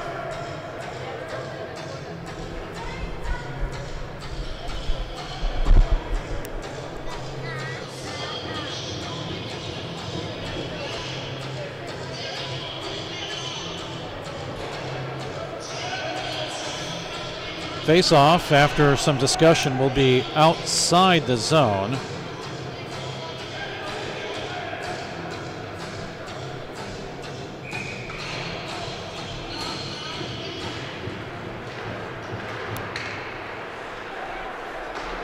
Play is underway. Here comes Oklahoma City. 2-on-2. Drive in, save Paskey. Victor Eck got that hard shot. Taken away by the Express and cleared out to center ice. Eko Sengeti, he'll chase the puck in. Puts a hit at the line in front of the Springfield bench. And Vigard Ferret. Near side. He gets elbowed down, but we come the other way. Mihailov with it. He breaks free, shoots, and a save. Just at the last minute, getting his left leg pad out was Paskey. Another drive and a save. Paskey. Rebound again, and Paskey holds on as Mihailov and Tondel and Eck, all three had great opportunities. This means Oklahoma City leads in shots now, 24-22.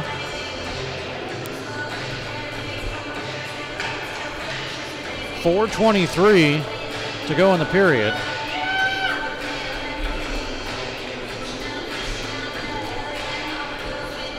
Face off to the right of Paskey. Kane Paskey with a 3.72 goals against average.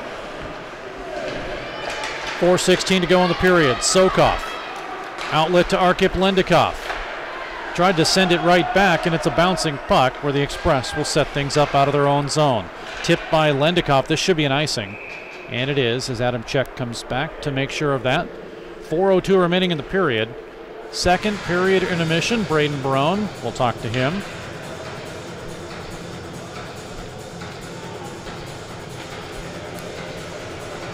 Face-off back in the Springfield zone. Steve Casson, John Cook.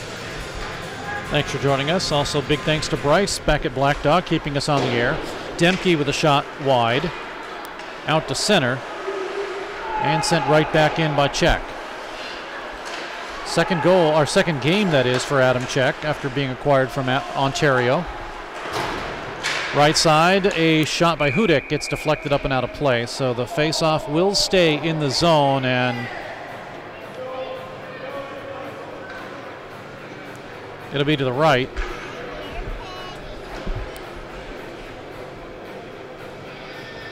Of goaltender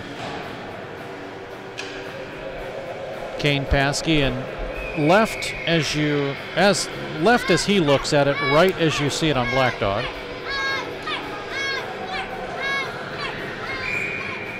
Winsek and Ekstrand to do the honors. Oklahoma City with the win. Ekstrand is there. He clears it out to center ice. And chasing it all the way down is Anderson. Stepping in front of him is Ugenti. And Ugenti gets the worst of it. 3:25 to go. 3-3 game. At one point it was 1-0.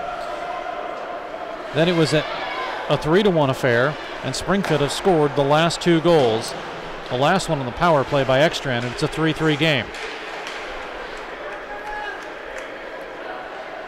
Express slow to move it out of their own zone. Ekstrand sends it all the way around on Bruno Nadasi. He's going to work with it. I talked about the Swedish line. It's Bruno Nadasi, Gusoff, Ekstrand, and Vigard Ferret. No, that's not Ferret on the ice. Driving, yeah, it is Ferret, and a save, but he's listed as being from Norway.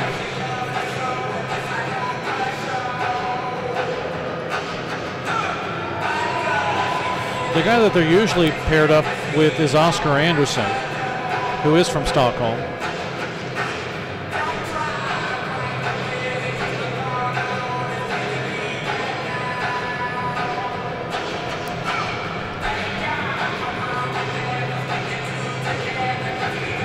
Full line change now. 2:48 to go in the period.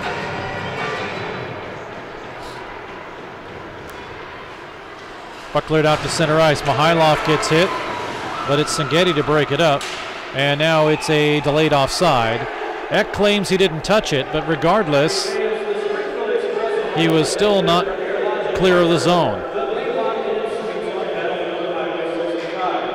In the act of spinning around, trying to get onside, his stick was right near the puck. And the official blew it with the intent to touch the puck.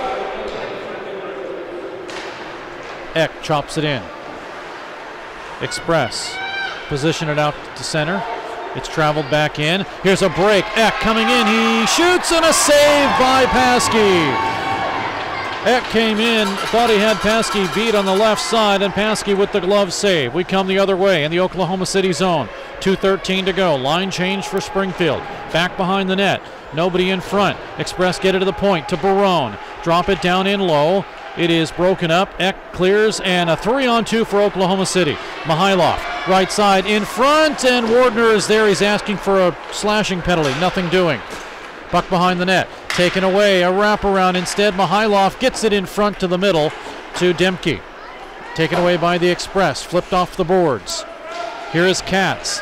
Stolen by Ferret of Springfield. And Ferret will break free in front of his own bench and clear it in where it'll be held on to by Cloutier. 1:32 to go in the second period, and this hockey game has changed wildly. With 3 goals in 1:15, Oklahoma City had 2 goals in 26 seconds. Express to win the draw. Colgrove to take it, but it's intercepted by Arkip Lendikov. Now to Sokov, who shoots, and it's behind the net. Nindasi is there. Make that. No, it's Philemon Lendikov. Philemon. He gets upended. The officials are going to let things play. Arkip swings it over to Sokov across the line. Sokov shoots, blocker save, and caught between the blocker and the body. And now we're going to get a penalty. as Sokoff was hooked down, and Springfield just needs to back off. And it's going to be a penalty against Oklahoma City. And Colgrove, the official says it's a rough. Springfield with power play number 5.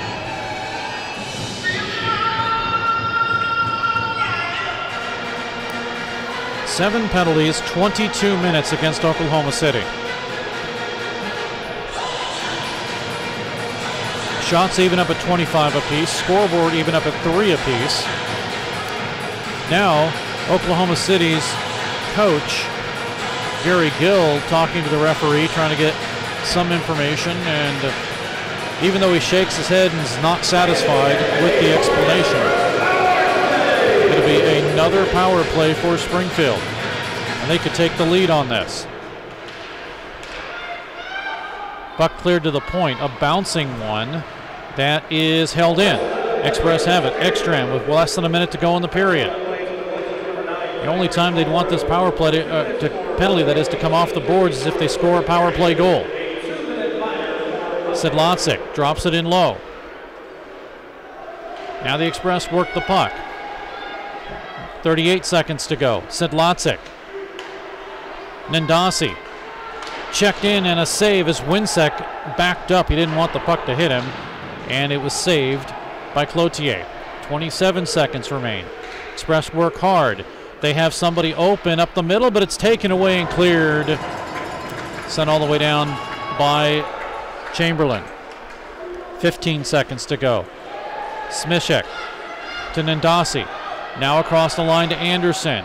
Puts it over to Smishek down the middle. 6 seconds to go, and it's cleared. That'll do it for the second period, but Springfield will have 53 seconds left in a power play. This is number 5. Shots on goal in the period.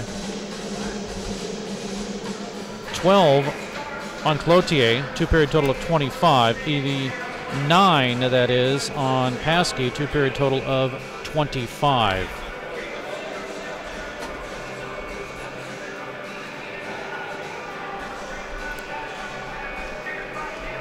Goals in this period.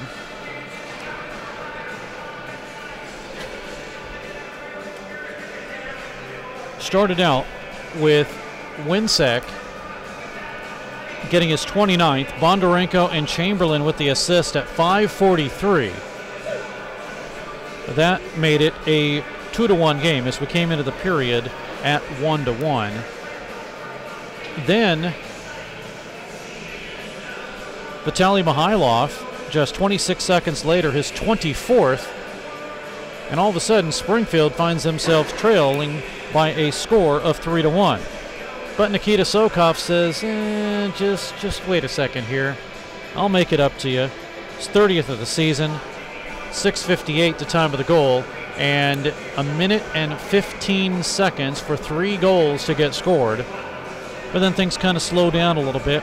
A power play for Springfield. It is Anderson getting his 15th, 4th power play goal of the season. And, Ekstrand, not Anderson. Gustav Ekstrand with his 15th. Nandasi and Anderson with the assist. That's what I meant to say with Anderson getting that assist. It's a 3-3 game on the power play. Springfield 2 for 4. They are working on power play number 5. We will take a break, and when we come back, have an interview with Braden Barone of the Springfield Express. We'll do that in just a moment after 40, 3-3 deadlock. We all love the fajitas. Their margaritas get the crown. Don't forget the quesadillas. It's the best Mexican food in town. Now your favorite Mexican restaurant is open on Sunday. Yes, Maria's Downtown is open on Sunday. So bring your family and friends and enjoy Mexico with us 7 days a week. Hold on to your salsa and your chips. Maria's on South Avenue in downtown Springfield. Back at MediaCom Ice Park, Steve Casson now talking with Braden Barone of the Springfield Express. And Braden, I know 1 goal, 7 assists. You got that goal January 21st versus Wichita. What was that celebration like? Oh, that felt really nice. You know, getting the first goal of the season, first junior year, so it felt pretty nice, you know. From Jupiter, Florida, not much hockey. Well, it's starting to become popular in hockey, especially like with Florida Gulf Coast and the 2 NHL teams, but not much. Did you experience hockey growing up? Yeah, honestly, I started off with roller hockey. My dad got me into it. He was my coach for a while, and suddenly transferred into ice around the age of 12, 13. When I say was there any difference, to me, because I played roller also, well, street, then roller for a little bit, and then once I got on ice, that was it. I was done. It was, to me, it was the best. But was it a hard transition? Again, I think it's easier to stop on ice. It's easier to do things on ice than it is even on foot. But what was your take on the transition? Yeah, honestly, it's not a big transition. I'd say, yeah, the hardest transition would be the skating. You know, the stopping. In roller hockey, it's more of a tight turn. You know, ice, you're more of gliding on it to stop. And, yeah, it took a little while to get used to the ice skating, but that's about it. I tried those T-stops. I tried, everything you could. And I even like, I forgot what they kind of call it, but you put your skates in kind of like when you're skiing. Yeah. But, yeah, the cuts or whatever. I tried, and half the time I was on the ground because I just could not stop. That's why I decided I'm going to play goalie. You know, I'm done with it. But which was my normal thing to do, was play goalie. But to me, it was just easier to deal with that. Yeah. But is that kind of what you felt too? Yeah, a little bit. I'd say like I don't know, like I'd go back like to roller after ice hockey and everything, and like over the summer I'd go into roller and I'd try to like ice stop now, and you know, I'd roll my ankle or something every time to try and transition back into it. But yeah, that's what I was getting at. That was kind of my issue too. But so let's talk about ice. How long have you played ice? Ice hockey, 6 years now, I'd say, and I started travel hockey around the age of 14, 15. Obviously a defenseman, and as I mentioned, 1 goal, 7 assists, 5'10", 185, so that's what you're listed at. Kind of a lighter guy for a defenseman, but you seem to get around very quickly, and you seem to, number one, block shots. I've seen you get down in front, and sometimes I'm just wondering if you're going to end up like Ian Herman. And I mean, I don't wish any injuries, trust me, but you know, I just worry with some of these guys that are willing to come down and block shots. Yeah, I mean, it's always a big scare, you know, worrying about your face getting hit with the puck, but you got to hope for the best and everything, you know, and got to, you know, watch out for those pucks that are going up high, try and not go down as much for them. But a couple of things that I've seen you do, which is really what you're supposed to do, is get your stick down low, prevent the pass, you know, force the guy, while all the stuff that you need to do, you're doing. So where'd you learn all that? From my coach, actually, back in Florida. I was doing a bunch of lessons with him and everything. He's before I came up here, actually, he was making sure I had all my technique down and make sure I knew when to go down and when to not, and put the stick in that place to block the puck. And, of course, right now, Coach is trusting you out on the ice. You're starting to get more playing time. That obviously feels good. Yeah, it does. Feels a lot better. Get back into it.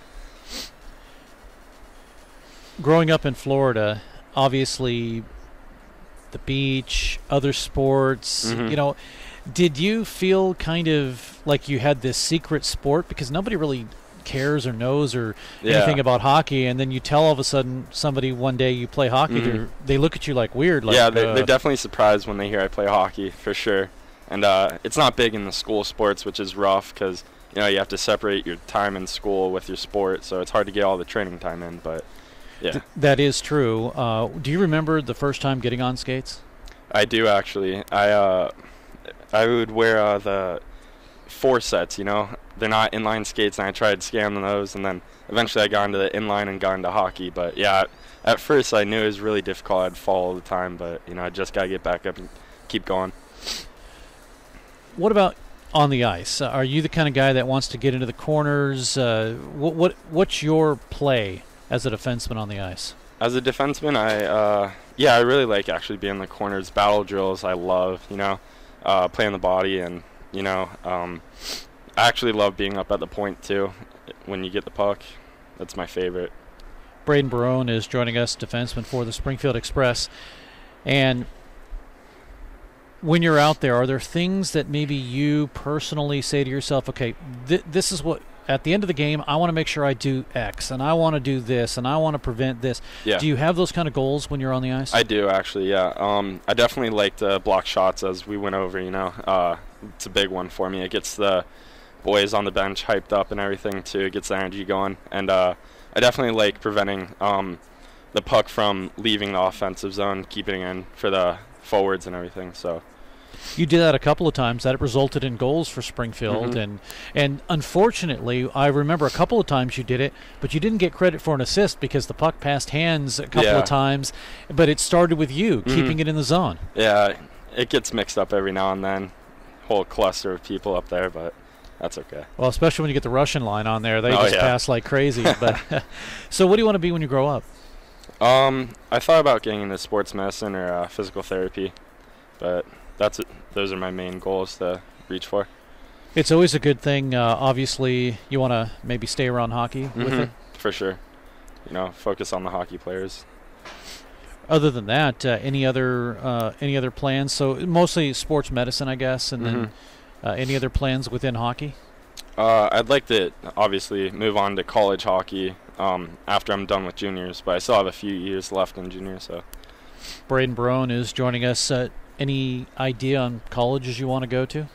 I don't have I want to not say a certain group of colleges because I really want to see where I can go in hockey. But if I was going as just a student and not as an athlete, I would love to go to Penn State. That's where my parents went and everything. But I would go anywhere to play a higher level of hockey in college. So bottom line, anybody that it's going to pay for your education. And it has a hockey team, right? Yes. Yeah. That way your folks don't have to deal with it. And it's all taken care of. And when you're out and you're done and you're in the real working world, there's none of those bills, pesky bills for education loans that come in. But you have any siblings? Yeah, I actually have 2 brothers and 1 half-brother. But, yeah, they're all younger than me. I'm the oldest of them all. Do they play hockey or are interested in it? My... younger brother, the middle brother, his name's Alec. He used to play ice hockey, but he got sort of out of it, and he's just messing around with roller hockey now and focusing on school. Did you guys get a chance to play with each other, whether it was just a pickup game or anything, or were they just too young? I would take him to stick and pucks and stuff, and we'd mess around on there, but never really in game type situations or anything, just training and everything. Talking with Braden Barone of the Springfield Express, who is your favorite NHL player? Well, my favorite was Datsuk, but he obviously moved on. So I wouldn't say I have a favorite, but if I had to choose, I'd choose Barkov on the Panthers right now. And who's your favorite NHL team? Ooh, Red Wings. Really? Don't want to go with the Florida teams? No, I stuck with Datsuk when he was over at the Red Wings, and I really got into them. Have you been to a Red Wings game before? I have not. I've only been up to Michigan once, so I didn't get the chance to be over there or anything in the rink. Florida games, though, have you seen them when they play Florida? Yeah, I have. I go to a lot of Florida games, but unfortunately, I haven't been up there in Michigan. What is your favorite food? Like when you're getting ready for a game, do you have a favorite food or something that is kind of almost a must-have or I really want to have? I would definitely go with the pasta side, pasta with some chicken or something like that. Or we always have Olive Garden before games, away games and everything, so that's mostly where I stick to. OG is good, and it's unlimited. I think if you get the unlimited, it's always a good thing. Exactly. You do the soup. I guess I don't know if they have an unlimited pasta anymore, but I know they have the soup and salad. Yeah, I stick to lasagna or chicken with pasta, stuff like that, and I love their salad, so it's good. You have a special dish or anything that you like? Yeah, lasagna. I love lasagna. So it doesn't matter how it's prepared, just whatever it is? Yeah, basically. I love all Italian food, really. So that's always a good choice, and it works out as far as a hockey game goes. Exactly. For sure.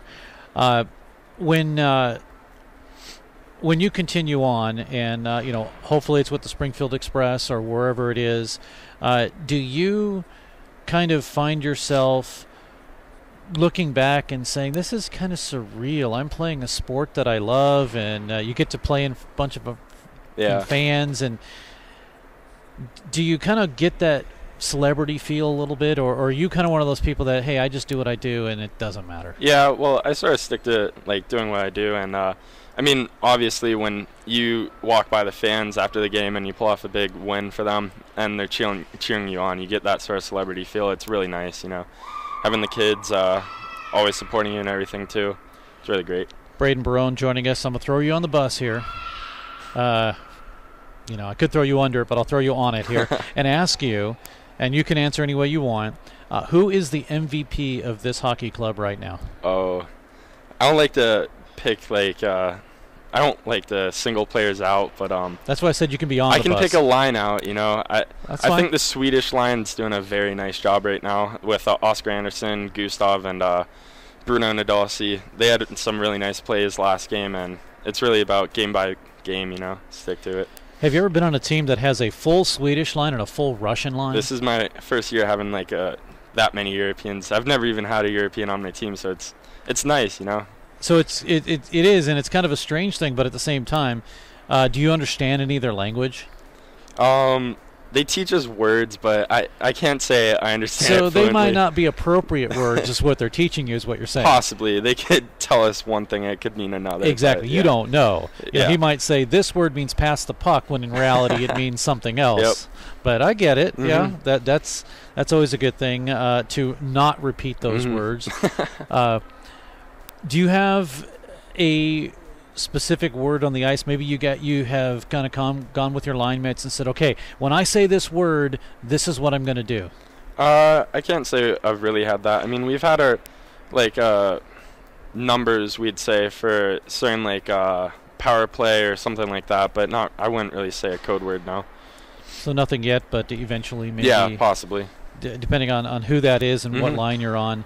But at the same time, defensively, it's usually just one guy that you're paired up with. But sometimes you might have a forward or something where, and that leads me to one of my last questions here is, do you consider yourself maybe a more offensive defenseman given the chance, or are you going to pass that puck to a guy that's maybe in a better position? Well, honestly, coming from Florida, as a really offensive defenseman, but my coaches taught me a lot about moving the puck up to the forwards and everything, so you'd probably see me here moving the puck up more than skating it up, but yeah, I love skating the puck up if I have the opportunity. So if you could yell switch with a forward, you would do that? Yeah.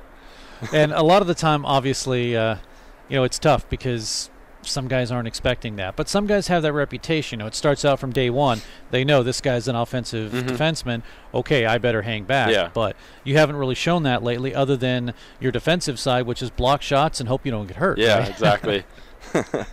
And, it's always a good thing. I would assume when you come away after blocking the shot or making a play that almost saved the game or something like that, that's got to be a good feeling. It is a very good feeling, especially when you have such great teammates like we do, and they always cheer you on and support you.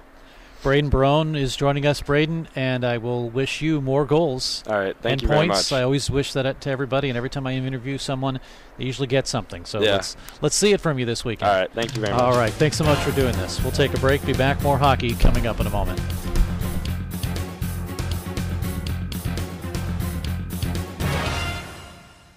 Pearson Kelly Office Products presents Great Moments in Office Technology. When Julie gets bored at work, she writes funny captions to pictures of animals she found online. Then she realized she could send all of her pictures in one gigantic message to her coworkers. At that moment, Julie created Junk Email. Now, employees can enjoy their days watching auto-tuned sneezing pandas. There are plenty of ways to waste your company's money. Your copier shouldn't be one of them. Pearson Kelly Office Products. Business made simple. Your best source for awards of any kind is always Bowles Trophy House in Springfield. Trophies, plaques, medals, gifts, ribbons, and more. You get top quality and great service at Bowles Trophy House, serving Springfield and Southwest Missouri for over 40 years. Call them at 417-869-8720. And if you need embroidery work done, logos, digitizing, and more, come to Banners and Brainstorms in Bulls Trophy House at 601 South Kimbrough. Back at Mediacom Ice Park and the Stan Melton Ice Rink. 3-3 game between Springfield and Oklahoma City.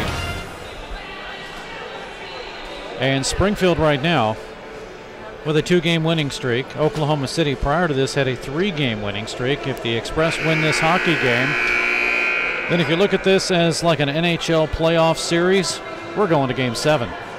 That'll be tomorrow.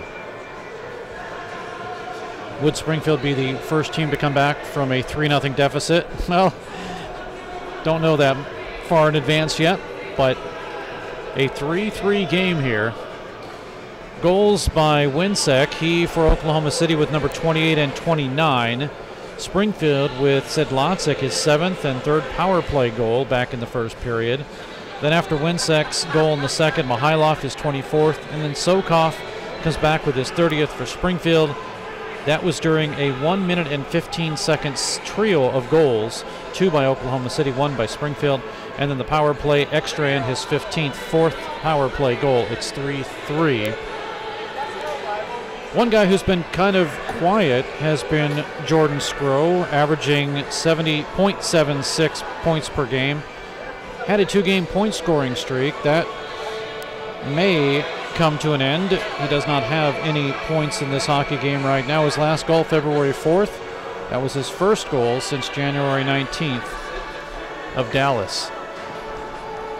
And Jordan, of course, played with the Fort Francis Lakers, also the Cheyenne Stampede of the Western States Hockey League, Pittsburgh Selects, and the Southern Tier Express. So his hockey game, or his hockey career, that is,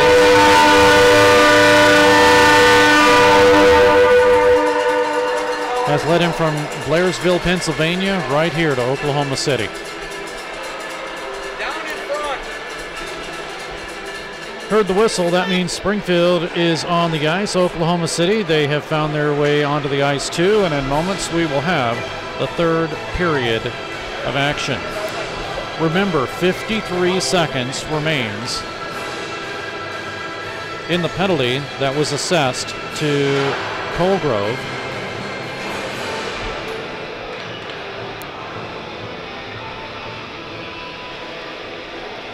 Oklahoma City will skate from the right to the left, Springfield from the left to the right.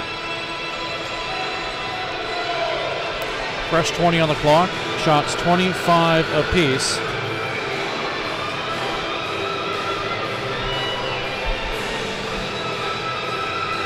Griffin Winsek will come in for Oklahoma City. For Springfield, Philemon Lendikoff.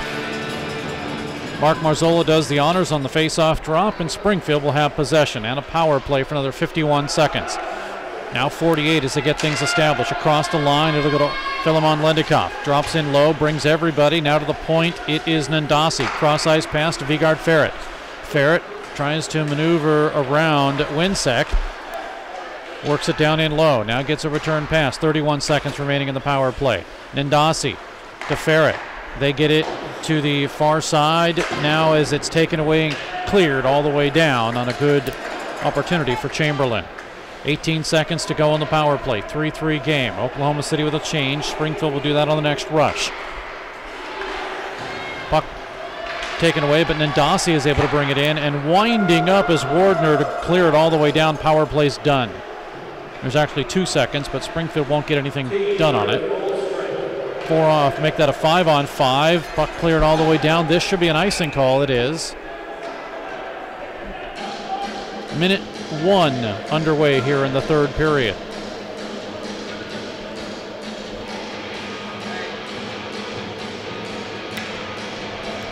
And the faceoff will come back into the Springfield end of the ice.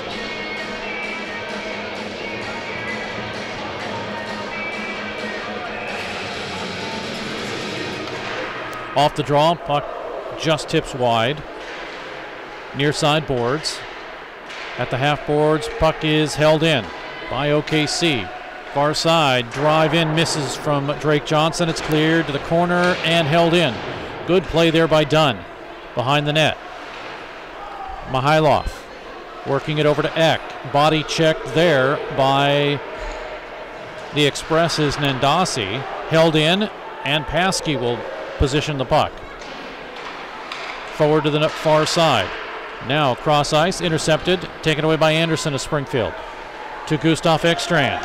Brings it all the way down to Sengeti, but it's too far for him. Eck will be there to intercept. Gets it underneath Tondal's skates and out to center ice. Cerny with it. Lost the puck. Picked up by Tondal and broken up by the Express. They cannot clear it. It's held in. On the line. Sent down by Katz. Gets it past Eck. Moves it to the corner to Jensen. Intercepted by the Express. And not cleared, though. Comes right out in front and underneath Eck's stick. He was waiting for it in front. Express now move the puck. Now they finally get it out to center ice to Lendikov. He'll kick it all the way down in. Philemon will chase. Philemon wraps up Jensen. Lost his stick, did Philemon Lendikov. Goes to the point. Demke intercepts for Oklahoma City. Clears it into the zone, and the Express will gain possession.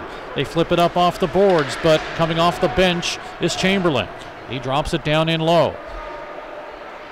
Chamberlain, 2.16 points per game. He's 10th in Western States Hockey League scoring. 4 goals and 5 assists against Springfield this series. But he's been relatively inconsequential at this point. Although he does have 1 assist here in this game. Chamberlain steals. Brought down in low. 16:54 to go in the period.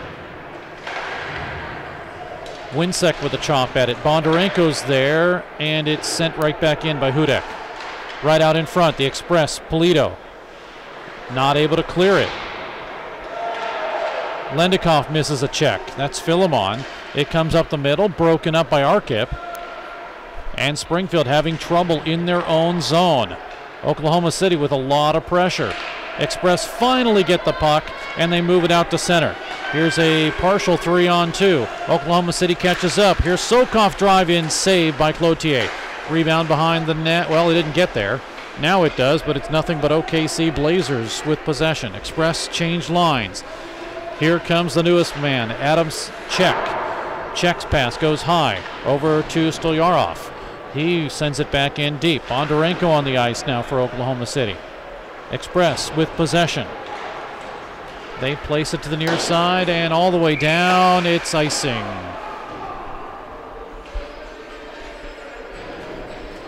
Face-off with 15:51 to go in the period. Will come all the way down into the Springfield end of the ice. Shots 27-26 in favor of Springfield. We came into the period tied 25 apiece. That's where we're also score-wise tied at 3 each.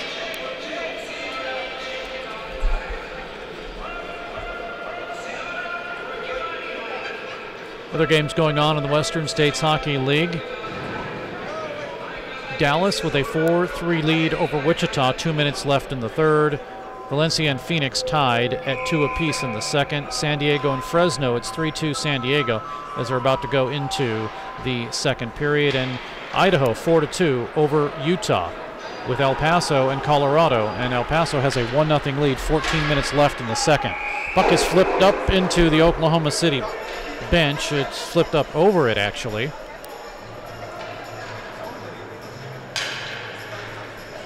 .40 remaining.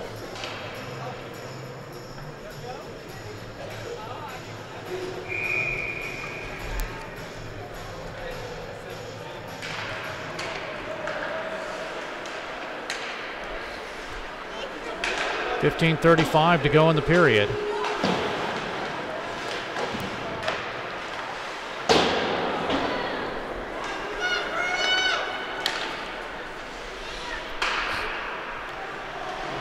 .20 remains.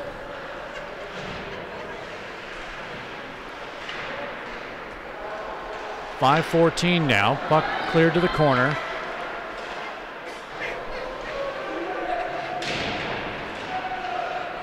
Now around the Springfield net, wrapped into the near side.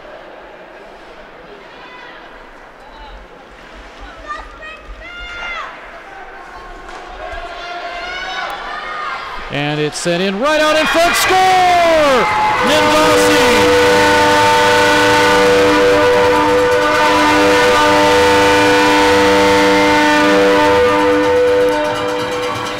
Bruno Nindasi with his 18th goal of the season, and Springfield has taken the lead. Third straight goal. And Springfield has taken the lead in this hockey game.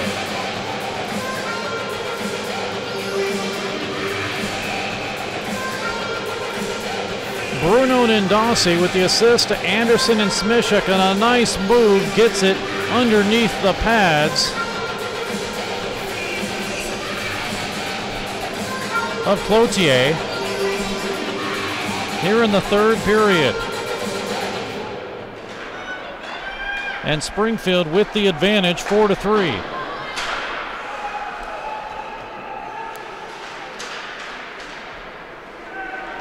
Anderson and Smishek with the assists.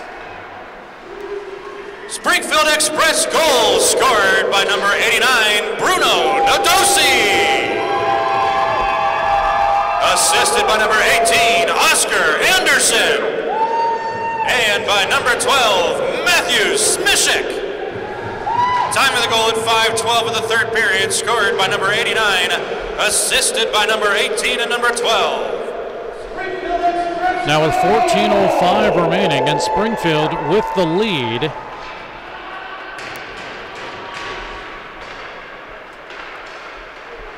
Puck cleared all the way down into the OKC zone, and no icing. It's waved off. 13:49 remains. And a big goal for Springfield. On Bruno Nindasi's goal.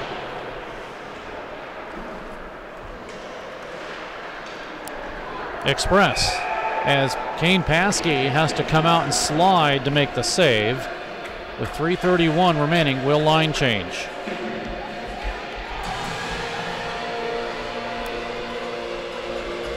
Going to get a penalty assessed to Philemon Lendikov. Interference will be the call. That's just the second penalty assessed to Springfield and the first Blazer power play.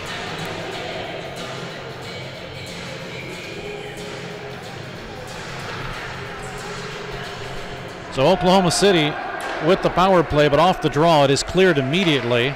Back down to the Oklahoma City end. They are second on the power play by mere percentage points, 48 for 158, 30.4%. Coming into today's game, that's what they are. Here's a shot in, save, rebound, and it's covered up. El Paso number 1 on the PP with 30.7%, so just a mere 0.3 of a percentage point.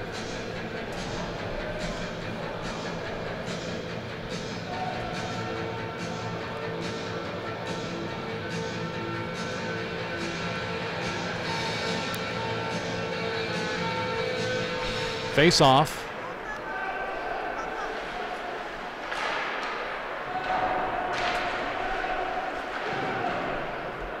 In the Oklahoma City zone.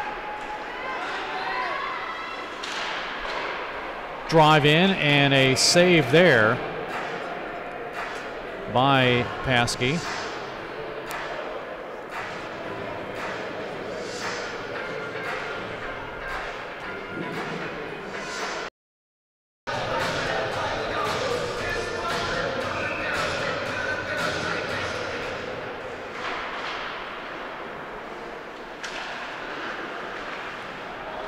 Play is underway again. And with 1:09 to go in the power play for Oklahoma City, it's sent behind the net. Cross to the far side. Now work to the near side boards. Still a battle for it. With 12:20 to go in the period. 4-3 in favor of Springfield. Held in by Wardner. Shots 29-28 in favor of Oklahoma City. Puck cleared out and sent all the way down. Or it'll be Cloutier to hold on to it.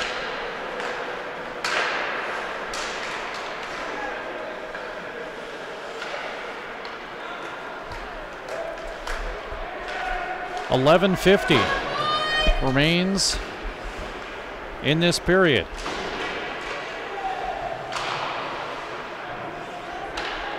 Now Dunn with it. Dunn comes across the line. Power play has 4 seconds and it's cleared. Springfield has killed off their first shorthanded situation in this hockey game. Philemon Lendikov out of the box. He'll grab possession.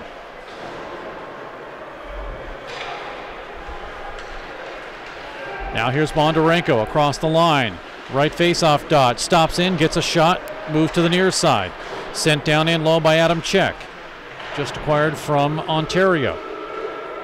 Behind the net. Here's Czech looking for a wraparound. Puck sits right on the corner, and Ndasi is able to clear it. It's cleared out to center ice. Winsek on a tip from Chamberlain, and the Express with a line change. Springfield leads 4-3. Puck is cleared out and all the way down. Icing is the call.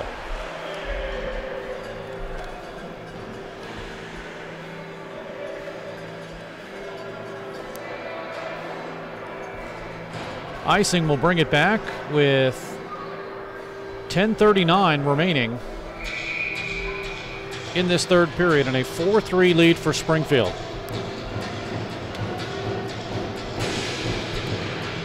And since this is a 7-game series, we'll break it down as if it was a Stanley Cup playoff as the puck is cleared into the netting. So Springfield trailed 3-0 in this series, and they are 10:34 away from maybe making it a 3-3 series with Game 7 tomorrow. We'll have it for you right here on Black Dog. That game, 2 o'clock on Sunday. We hope you'll tune in. 10:29 remains. Puck is cleared out. Glove down and taken away by the Express. Ndasi with an opportunity as he tried to get around Ugenti. Back behind the net. Ugenti and Ndasi, they battle for it, and now we get a fight as Ugenti and Ndasi go for it, and Ndasi is the recipient of Ugenti's first punch, and he is down on the ice. Officials trying to break this one up. Both are flailing their legs, trying to get position. That's a little dangerous there. The officials breaking it up from the top, and finally, everybody is broken up.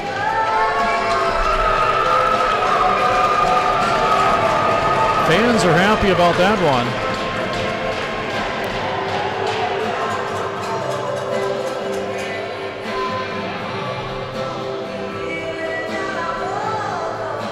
There's the tail end of that fight.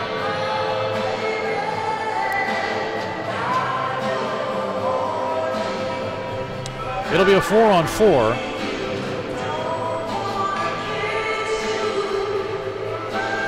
Two minutes each will be assessed to Ugenti and to Bruno Ndasi.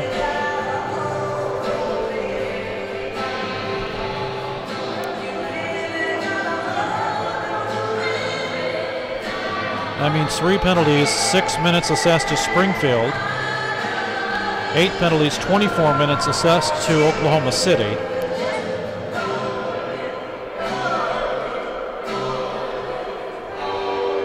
And we will have a 4-on-4 here.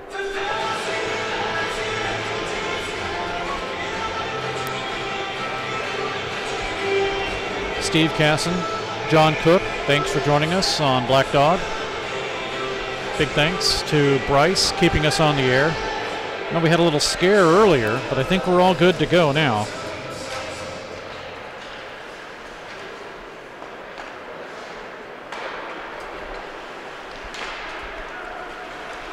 .10:03 remaining in the period. Chamberlain across the line. 4-3 Springfield and a 4-on-4.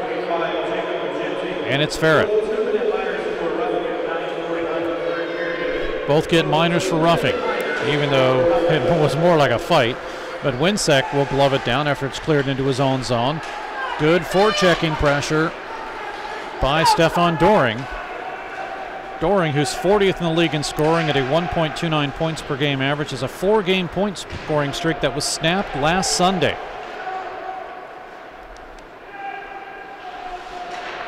Shot in, saved by Barone, as spinning around was Chamberlain to get that one from the left point. 1:10 remaining in the 4-on-4, 1:11 as you look at it on your clock on Black Dog. And now we get a media timeout. So we will take a quick break and we'll be back in just a moment. 4-3 Springfield. We all love the fajitas. Their margaritas get the crown. Don't forget the quesadillas. It's the best Mexican food in town. Now your favorite Mexican restaurant is open on Sunday. Yes, Maria's Downtown is open on Sunday. So bring your family and friends and enjoy Mexico with us 7 days a week. Hold on to your salsa and your chips. Maria's on South Avenue in downtown Springfield. Back at the Stan Melton Ice Arena and Mediacom Ice Park, Steve Cass and John Cook, as the Springfield Express have a 4-3 lead over Oklahoma City.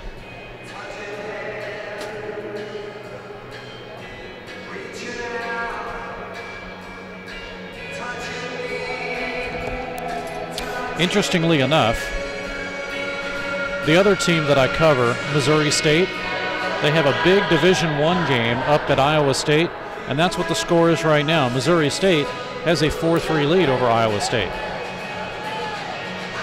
That is kind of for all the marbles in ACHA Division I play, because the Ice Bears are ranked number 18, and Iowa State is, I believe, ranked number 10. That would be a big win for Missouri State. But meanwhile, here at the same rink that these two teams share, it is the Springfield Express with a 4-3 lead. And if they can win this game, they'll be tied in this series 3 games apiece.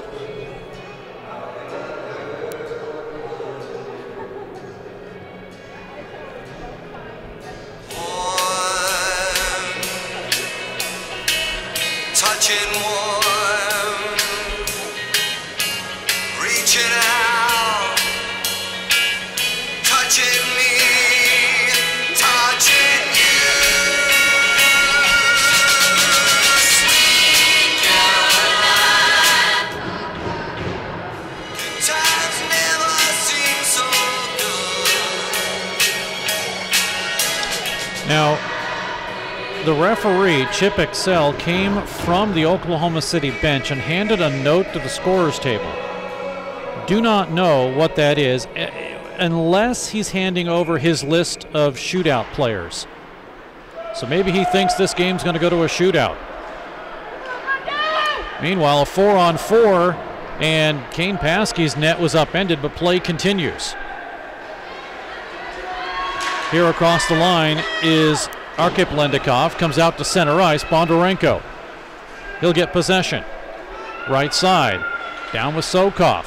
Sticks in front of him, but Bondarenko still with control to the point, to check. He shoots, it's blocked in front, and the Express have it. Lead pass, Sokov, but it's broken up by Czech as he reached back, but it's Springfield Sokov to try to get possession. Czech doing it all right now. Puck comes to Czech in, and a combination glove pad save, and now we get high sticks right out in front. Paskey making a good save there. 24 seconds remaining in the 4-on-4.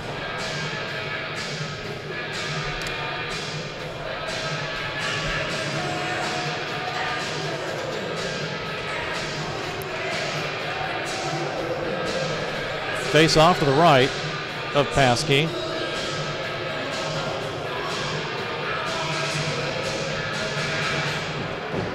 And off the draw, it is sent behind the net. Colgrove tried to get a lead pass. It's broken up, goes to the near side. 4-3 Springfield. Last goal, Bruno Nadasi at 5:12 of the period, his 18th of the season. Drive in, sails wide. Power play is over, or excuse me, the 4-on-4 is over, and now we're at 5-on-5. Buck cleared out to center ice. Just getting on the bench as stepping on is Eck. Eck with it, out of his own zone. Moves it up to Mihailov. Right side, trying to step around Tyler Kupka. Still with possession. Turnaround shot that just misses wide. 7:44 and the Springfield Express have possession. They work to Eko Sengeti. Across the line, that's as far as it goes. Tondo will intercept. Jensen is there, trailing by 1. Puck cleared across the line. Mihailov, that is, will backhand it in.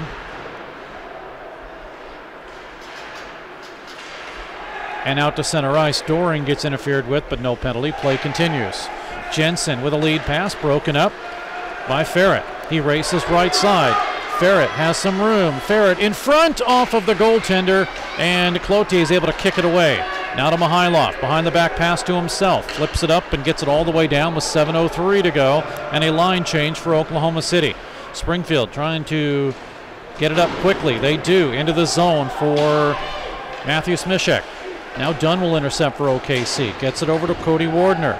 4-game point scoring streak. 1 goal and 9 assists. That was snapped last week. Here's a drive in, and a backhander by Sokov is held on to by Cloutier.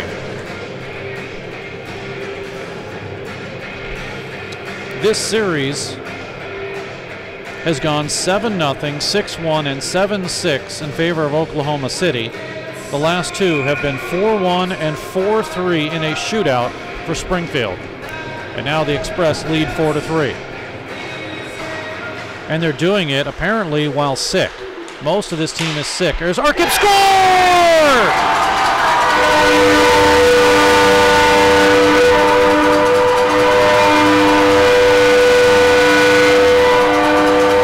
An innocent-looking shot by Arkip Lendikov, his 31st of the season, and Springfield has taken their first 2-goal lead of this contest.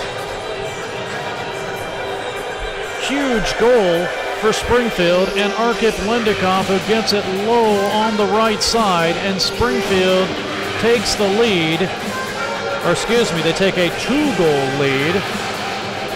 Cloutier having trouble seeing that one. And we'll hear from Kevin Thurl in a moment.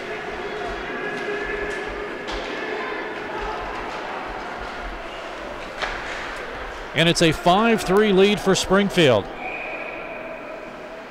The Express have scored 4 straight goals. 2 here in the third period.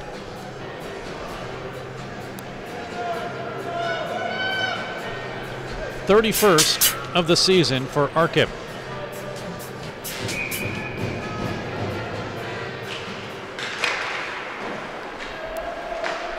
Meanwhile, with 6:18 to go, Springfield Express goal scored by number 17, Arkip Lednikov.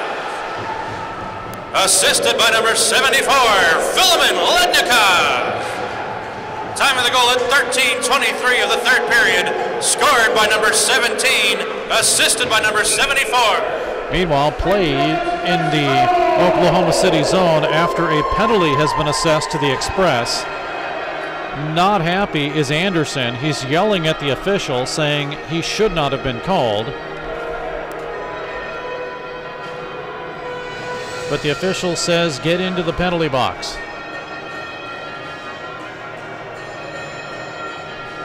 It is a slashing call, and I don't know if it was right off the face-off or not, where the slash was called.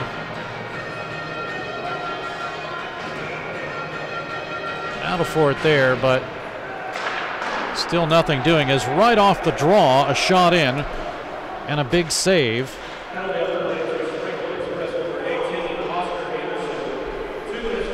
But 1:50 now remaining. Here's a shot that just tailed wide as Paskey was down and out. Came off of, guess who? Bondarenko. Now with it. Bondarenko spinning around. Gets it over to Johnson sends it back. Now from Chamberlain, down low. Bondarenko, he hit the outside of the post. He spun around blindly and hit the outside of the goal post. 5:12 to go.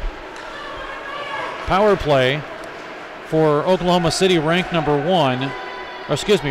2. Springfield's penalty kill, ranked 7th. They've allowed 30 for 171. Puck cleared, chasing it all the way down is Ekstrand, and it's cleared out to center. Off of X-stick. Back into the OKC end with 4:47 to go, and Springfield with a 5-3 lead.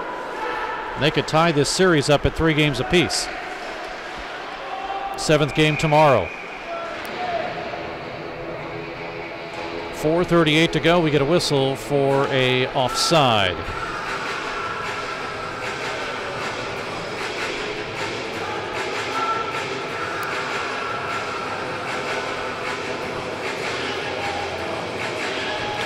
Face-off will come outside the zone.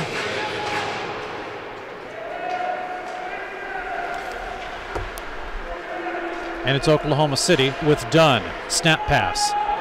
Off the stick of Mihailov. Chased by the goaltender Paskey. Far side. It gets over to Eck.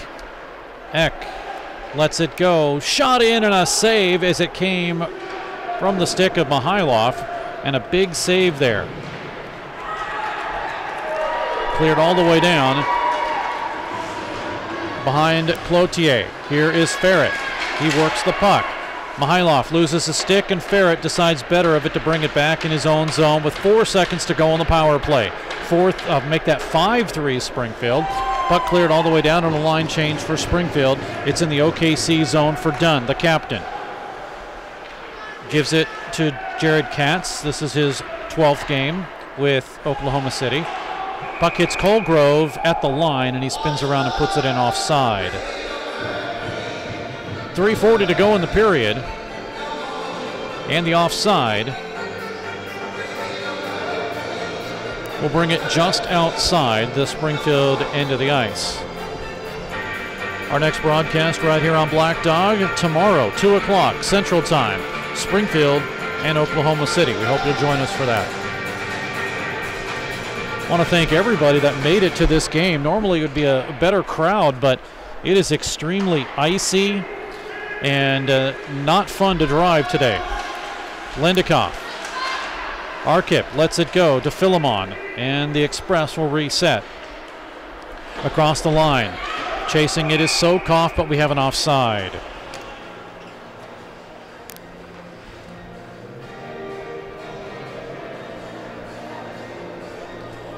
.321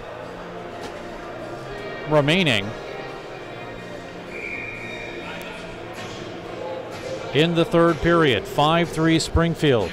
Express will catch the goals for the Express here in a moment, the next stoppage. They do trail in shots 34-30, but they lead on the scoreboard 5-3. Bondarenko chipped at it, cleared out to center.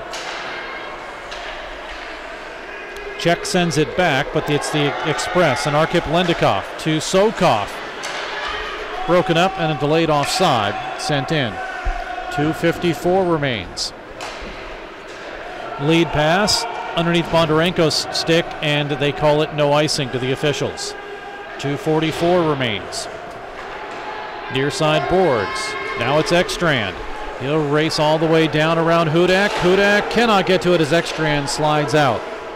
Intercepted by Colgrove. To Bondarenko. He is 13 points away, 7 goals, 6 assists from the franchise record of Kirill Romanov. And actually I need to update that because Bondarenko got an assist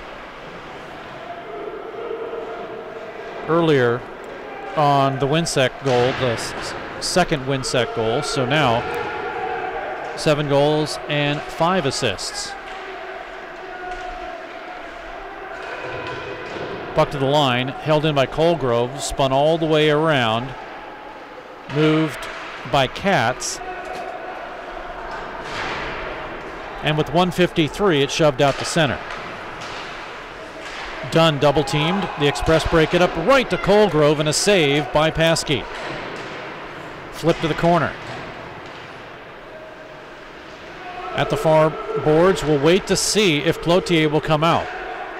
They haven't done anything yet. He was about to come across the hash marks, but he waited to see if there's possession by Oklahoma City. Now at the hash marks again, and Cloutier has not gone. Now he's being told to go. Cloutier will go. It's an empty net. Oklahoma City with Demke drive and a save as it's held on to. It is an empty net for Oklahoma City. Goaltender out at 1:20 of period 3 remaining.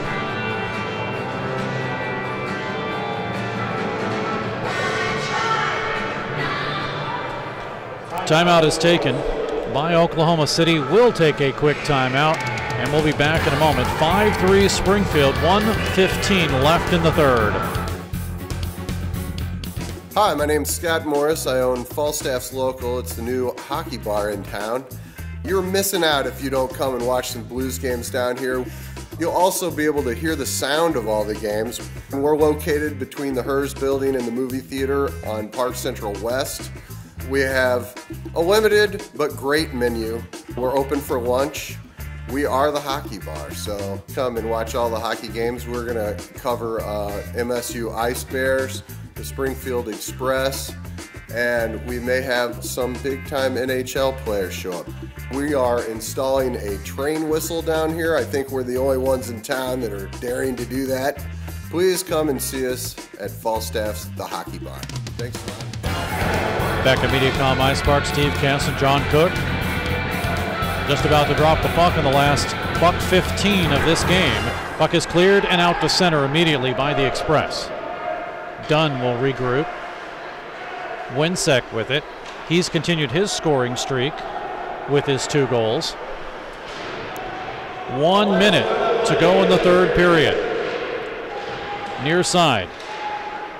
And the puck is flipped up high along the glass, intercepted by the Express. Polito is there, but he's not able to clear it. Johnson at the left point. Johnson with it. A drive-in save by Paskey. All this happening with an empty net as Springfield could not clear the zone, but Paskey comes up with a huge save, almost doing the splits. Hit him in the glove, and then as soon as he realized it, he was able to hold on to it. Shots 37-31 in favor of Oklahoma City, but Springfield leads on the scoreboard 5-3. Goals by Sedlacek, Sokov, Ekstrand, Nadasi, and Arkip Lendikov. 2 by Winsek for Oklahoma City, and 1 for Mihailov. And off the draw, puck comes right in, and a save! What another huge save, as coming in was Victor Eck, and a big save in the glove by Paskey. Wow, highlight reel. This is something you really kind of haven't seen from this goaltender as of yet, but just unbelievable highlight here as it comes right off the face-off.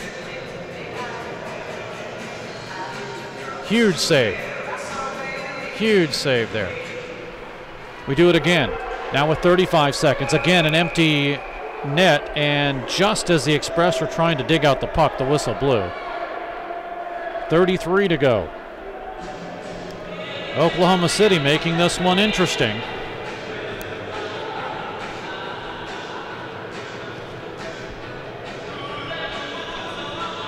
Last minute changes for the Springfield Express as they get Vigard Ferret on. But again, an empty net. It's 6-on-5 for Oklahoma City. They pulled the goaltender, Cloutier, back at 1:20 remaining. Right off the draw, it's held, and we lose a couple of tenths of a second on that. 31 seconds. Really 31.3, but as you look at your Black Dog scoreboard, 31.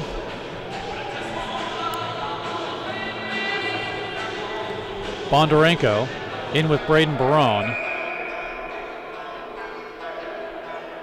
And we do it again. One once again by Oklahoma City. To the point, a shot. It's high by Johnson. Far side boards, and it's Ferret to control it for Springfield. Gets it to Ekstrand. Does he clear it at the empty net? This is going to go wide. This will be an icing. No, it's waved off. The Express have it with 13 seconds. Not sure what Anderson was doing there, as here comes a break. Winsek, he shoots, and he hit the post. Did he score? I don't know. That was a strange situation there. I think he did. It's 5-4. Do not know what Oscar was doing.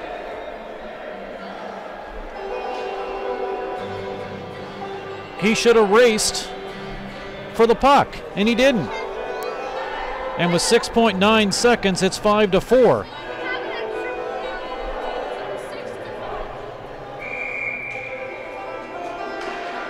So off the draw, puck is won, and that'll do it. But Springfield does win this hockey game.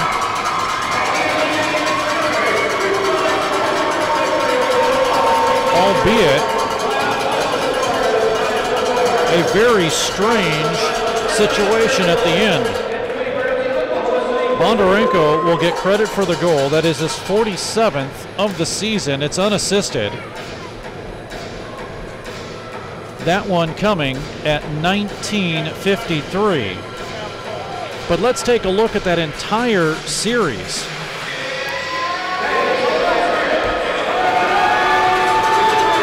As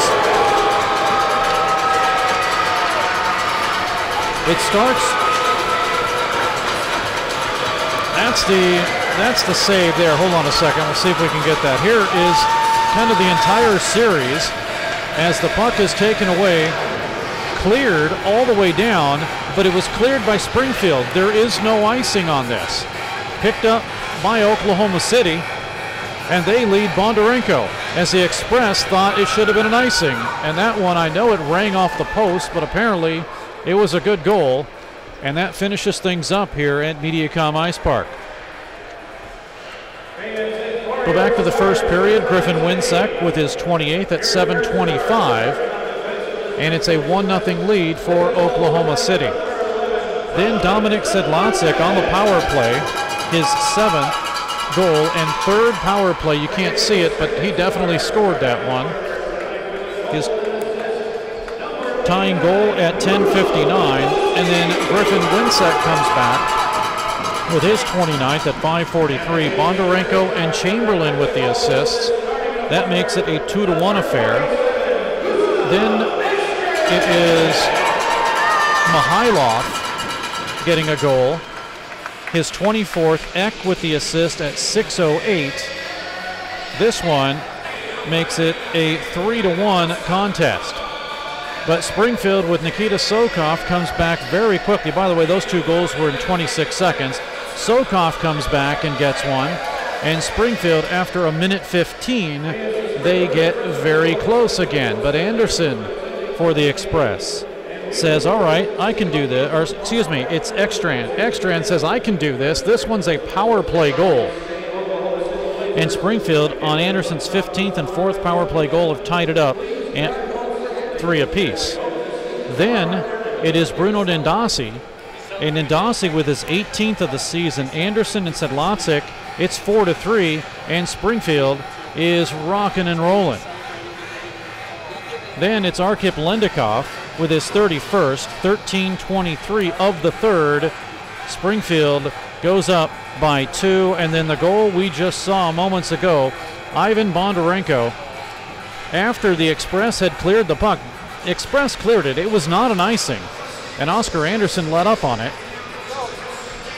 That allowed an outlet pass, and Bondarenko is the recipient of it, and he scores, and that's the final score, as Springfield ends up winning this hockey game of 5-4.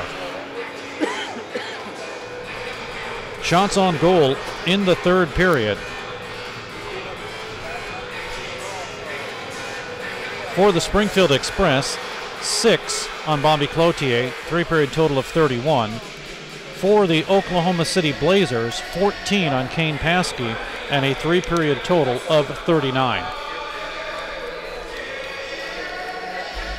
Well, it's a 7-game series. We'll call it like a mini NHL playoff game, and it's Game 7 tomorrow right here, as the Springfield Express and the Oklahoma City Blazers will play their 7th consecutive game, 2 o'clock Sunday tomorrow. We hope that you'll tune in for that. The Springfield Express find themselves now with 3 wins in a row, and they improve to 23-15-6 on the season. Oklahoma City 32-7-2 this season. Bobby Cloutier takes the loss for Oklahoma City. He's 23-7-2. And for Springfield, Kane Paskey gets the win, 6-2-3 this season. Power play, Springfield 2 for 5 on the power play. That is a imperative statistic for Springfield against Oklahoma City, who is first on the penalty kill. Oklahoma City, because of the coincidentals, only had 1 opportunity on the power play. They did not score. Final score, Springfield with a 5-4 victory. They've won 3 in a row over Oklahoma City. I'm Steve Casson for John Cook. We hope that you'll tune in tomorrow. It's going to be a good one right here on Black Dog at noon Central Time. Good night.